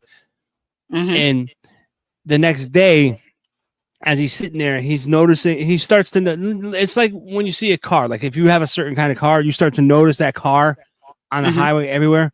Yes. But the what he did was when he saw that on the neck, the next day he's walking around the old folks home and he's noticing how many people are scratching the back of their neck, like rubbing the back of their neck. Mm-hmm. So those were people obviously that had the X on them as well. Mm-hmm. So this is where, as we're talking about this movie, you said it reminded you of like the whole theme as we get to it. Mm-hmm. Okay, so shall I keep going? Well, I said it reminded me of a 1970s film. The way that, not in the storyline, but the way that the story unravels, the mystery, how the mystery unravels, reminds me of this movie called The Sentinel, which is about this woman that moved into this apartment building. I don't know if you've ever seen The Sentinel, but it felt like that. Not familiar. Mm-hmm. No, but the storyline. Where were you thinking of the storyline from? Because I don't know if you were thinking the same thing I was. At first I thought it was giving me little little tiny twitches of Get Out. Okay, that's what the storyline to me, Mm-hmm. which made me even like this movie even more, Mm-hmm. was what I kept talking to you about. Which is you and your sister. When the rich folks would go to a certain island, which will not be named. I wrote that in my notes actually. Yes. Okay. Yeah. Actually, let me refer to my notes because I was thank you for reminding me because I did make a note of that, and I will read exactly what I wrote in my notes. Because that's immediately what I thought of. I was like, oh. Because I'm going to review this too. Okay, well, just read that one note. I wrote, I could go deeper, but I don't want this video to be suppressed, so I'll give you some words to Google. Bohemian Grove, missing migrant children in the U.S., altar on Epstein Island. Those are the notes I wrote. Right, but remember, there was a specific singer that sang on Easy Lover with Philip Bailey, so we won't mention his name. But why can't we mention his name? Well, go ahead. Why can't we say Phil Collins? Why? What did Phil Collins do? I don't want to be sued for slander. What did Phil Collins allegedly, supposedly, what is he rumored to have done? The same theme that they were doing in this movie was what kept him young. And the minute he stopped doing that, he became what he is now in a wheelchair. Like it went from him standing completely to a wheelchair in a matter of months. So the conspiracy theorists, websites were saying that he was doing the same kind of thing that they were doing to the people. Yeah, he's 74. Yeah. What begs to, what I have to ask is, let me see how old this other person is. Mick Jagger's 82. So I'm wondering, is he doing that? Again, is he doing that? See, is he doing what these people in the home are doing? I have to wonder. All right, so he's we 82 can just, and he's still, you know. So what we'll say is what they find out. Go ahead, you can read that. Creepy Color says, I freaking love The Sentinel. So I think it's an amazing movie, especially, I mean, you don't see the ending coming. Well, I didn't the first time I watched it anyways. All right. Mm-hmm. So what they're doing Mm-hmm. is these people that you see with Pete Davidson in a chair with the white tux on, Mm-hmm. is they're taking, I want to say orphan kids or kids. Yeah, basically, they're taking the foster kids when they age out of the system, which is his character has aged out of the system. They're taking foster children who have aged out of the system and taking they call it their essence, but it's actually a fluid that's behind their eyeball. So they take a needle and withdraw the fluid from behind their eyeball, and then they ingest that fluid so that they can. Well, what were they doing? Young. And that's what they said that was going on the island, was that they were scaring these children to the point of because they said that the more fear that the child was in, the more they would produce. Allegedly, supposedly, it's rumored that the children, the more that you scared them, the more they would produce this whatever element that they were extracting from their bodies. That's Whoa, Doc Kaiju came up with some good stuff. Hold on, read that. Oh, sorry, I clicked on it at the same time as you. Doc Kaiju says, I know someone who attended Occupy Bohemian Grove. He claims feds still stalk him, but he is also schizophrenic and believes they put cameras under his skin. Interesting. That sounds like the person you used to work with who said that the birds weren't real. Yeah, but he was also like 22. And I think he was only I think he admitted that he was only trying to do it to get under my skin, because he said that the birds weren't real because in COVID, when we were in COVID, you didn't see any birds anywhere because we still had to work. That's literally not true. You actually saw more wildlife because there were people weren't driving around as much. That's my point. He would say, but he would call them cybirds. He wouldn't even call them birds. He'd call them cybirds. And he was constantly swearing that the government was watching us with cybirds. But he also told me that he tripped on acid listening to Pink Floyd's Dark Side of the Moon in the foyer of the college around here with his shoes off because the grass felt so good. So yeah, well, but he was also into the Akanaki.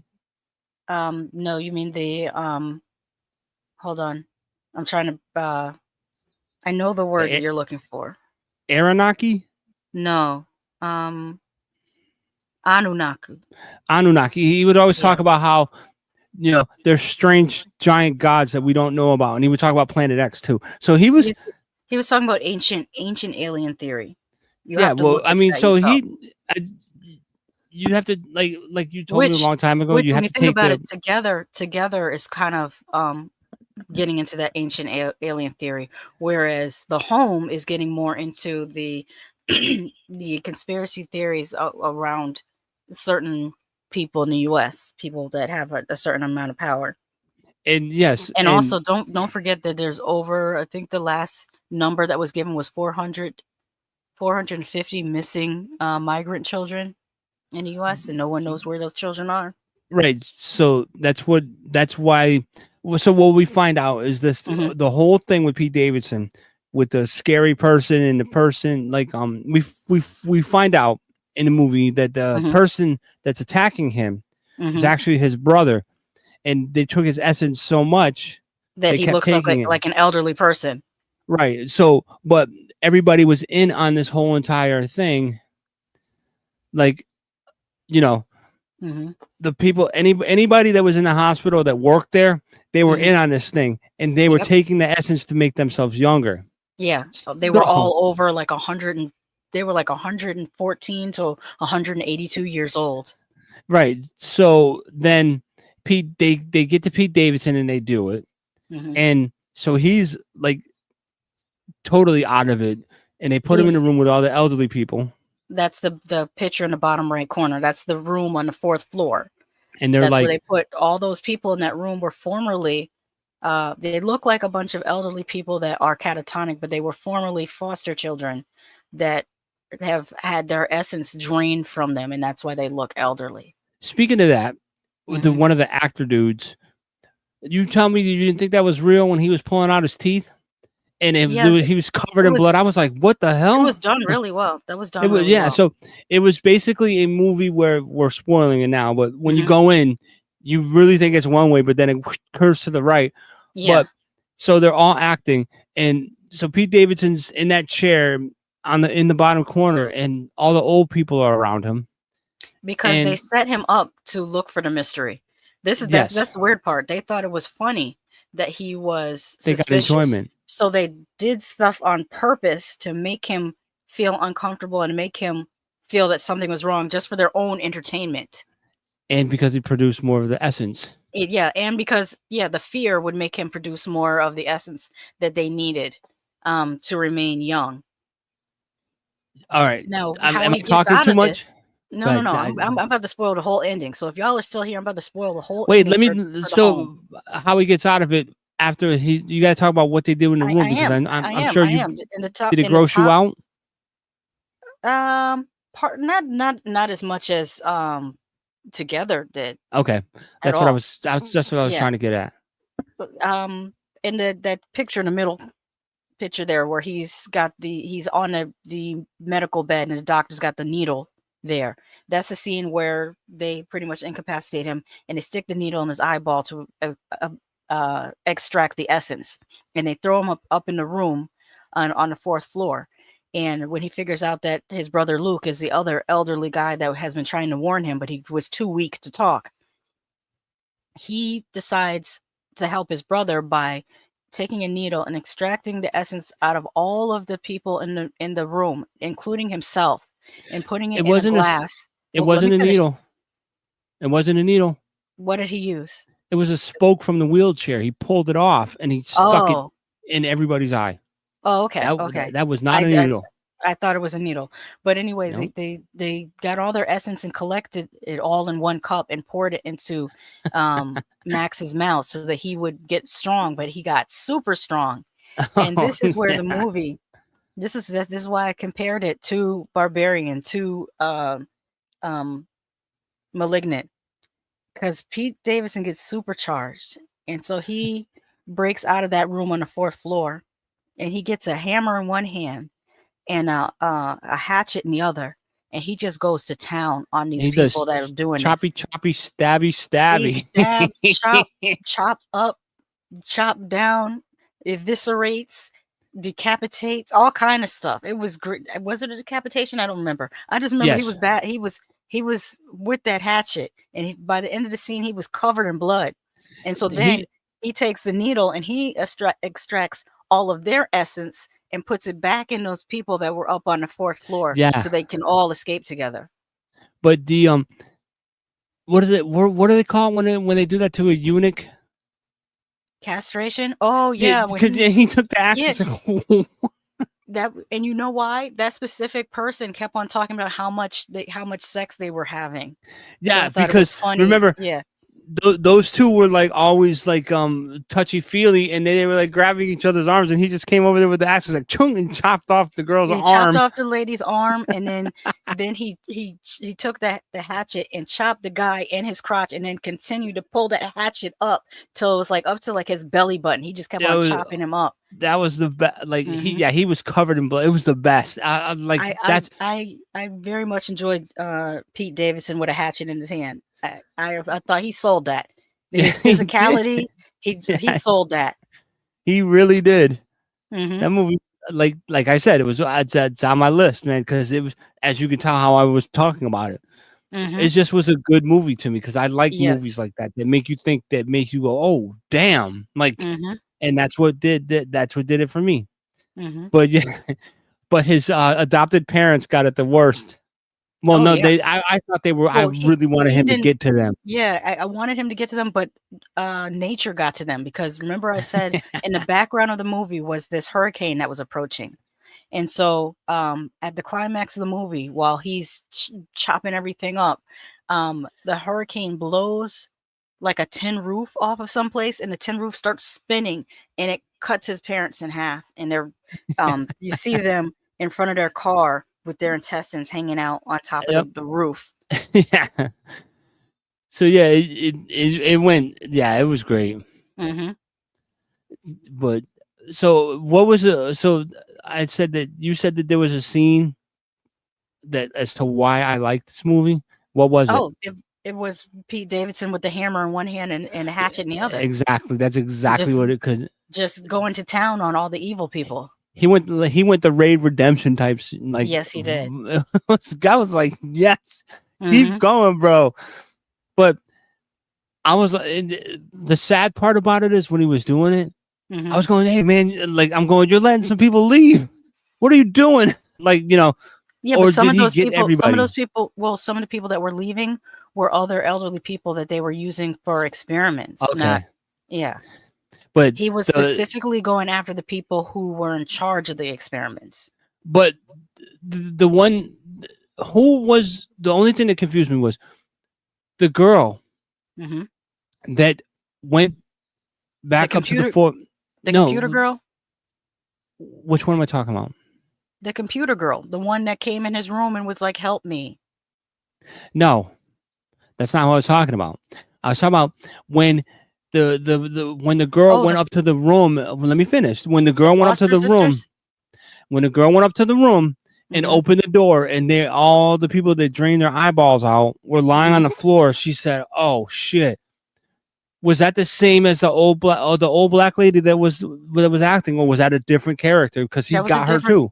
That was a different character, but he got her too because she also was in the party scene where you see he's there with the in his tuxedo. Yeah, she was also in that party scene. Okay, because when he stuck the spoke in her neck and her blood squirted out, I was like, wait a minute. I'm like, did she already take the essence and got younger? Yeah, she said she was 114 years old. Okay. That makes sense. Sorry, I'm looking over at my cat at the same time because he hopped off the bed and we went back to his bowl. I don't think there's anything in it. Oh, no, he's eating. Okay. But okay, yeah. So this movie, great movie. Tom Baker said, oh wait, sorry. Okay, Doc Kaiju says, I am from Planet X. We actually have a moon called Ganymede. And Tom Baker says he's going to skip this one. Hey, okay. That's on you. You're missing a good movie. Yeah. In my opinion. But yeah. Anything else you want to talk about this movie? No, just that it was great. I thoroughly enjoyed it. Okay. We are on the 3-hour mark.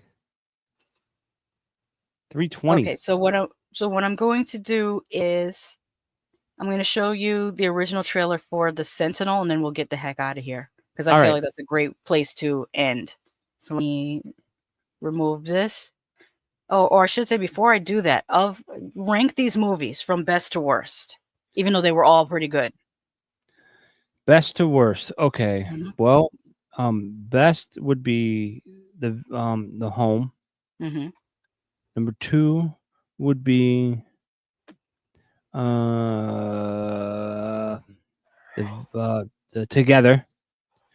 Number 3 would be the Creature movie. Monster Island. And last but not least would be Until Dawn. Yeah, I would rank them the same, actually. As you were saying yours, that's what I had in my head. Yeah, because Until Dawn was like I I don't like video game movies to begin with, so this one it was like I gotta watch it for I'll take Well, they're one. rarely good. I mean, House of the Dead was terrible. Resident Evil is mediocre. Like they're not horrible, but they're just mediocre. And before Mm-hmm. I maybe somebody might go to your live stream from yesterday and come back here, and when you read my post, Mm-hmm.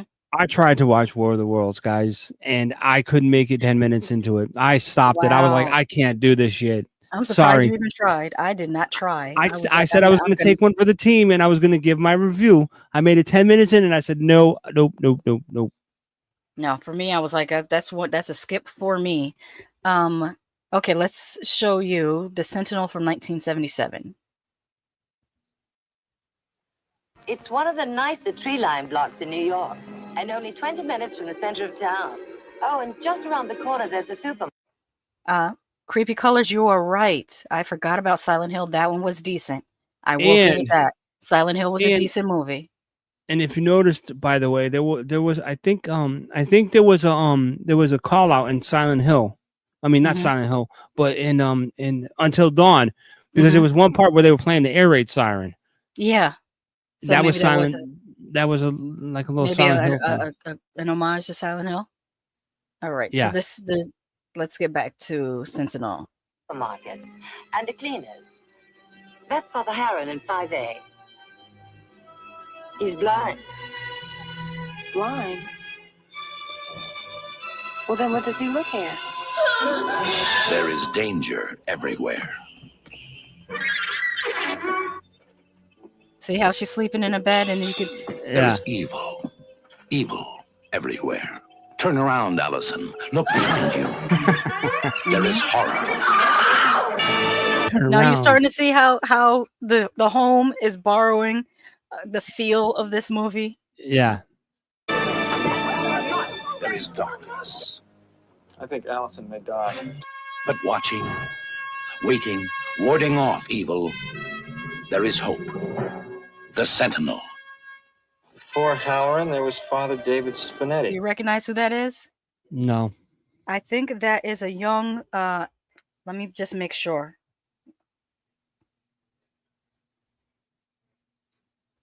Errol Flynn?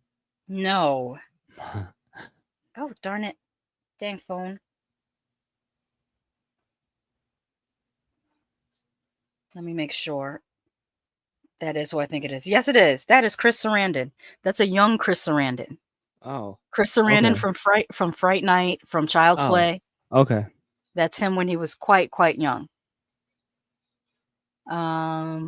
Creepy Color says, I watched this the same week I watched Rosemary's Baby. I get them mixed up now. Yeah, similar feel, but I like the Sentinel way better than Rosemary's Baby. Before him, Mary Thorin becomes Sister Mary Angelica. Father Matthew Halloran dies the same day that Allison Parker disappears and becomes Sister Teresa.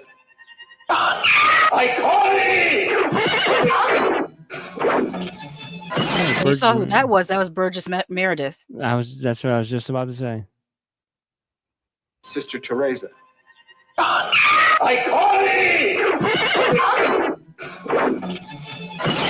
horror and confusion. Expedite our glory.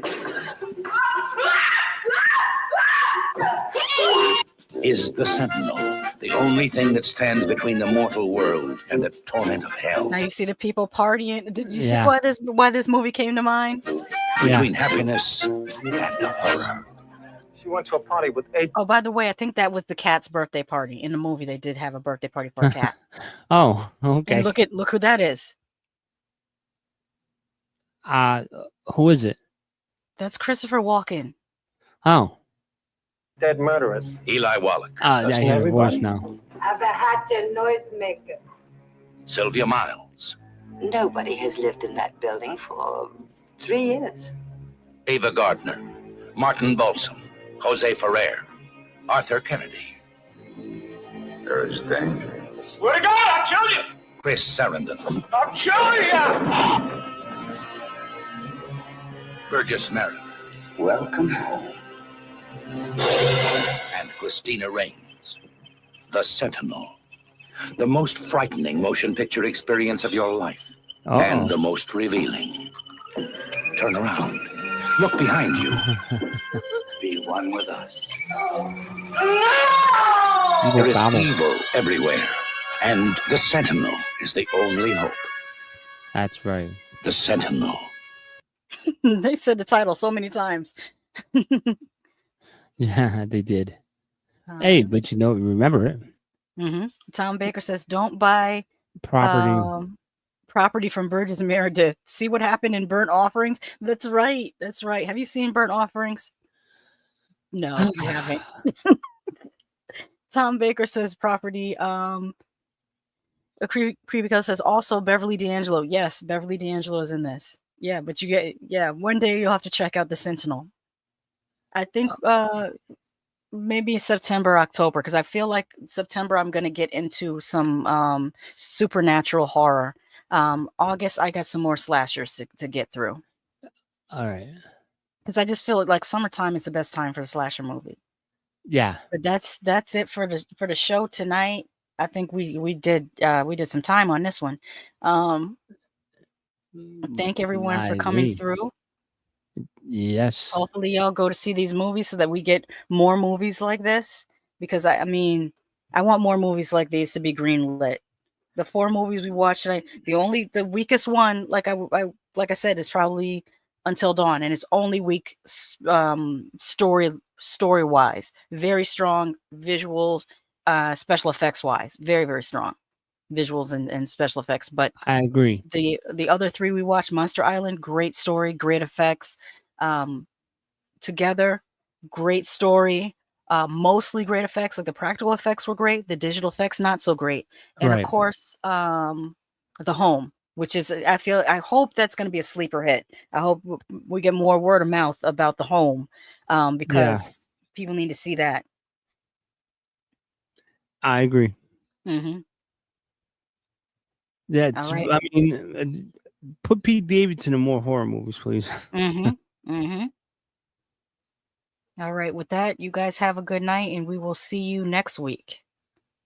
See you later, guys. We're out. Mm-hmm.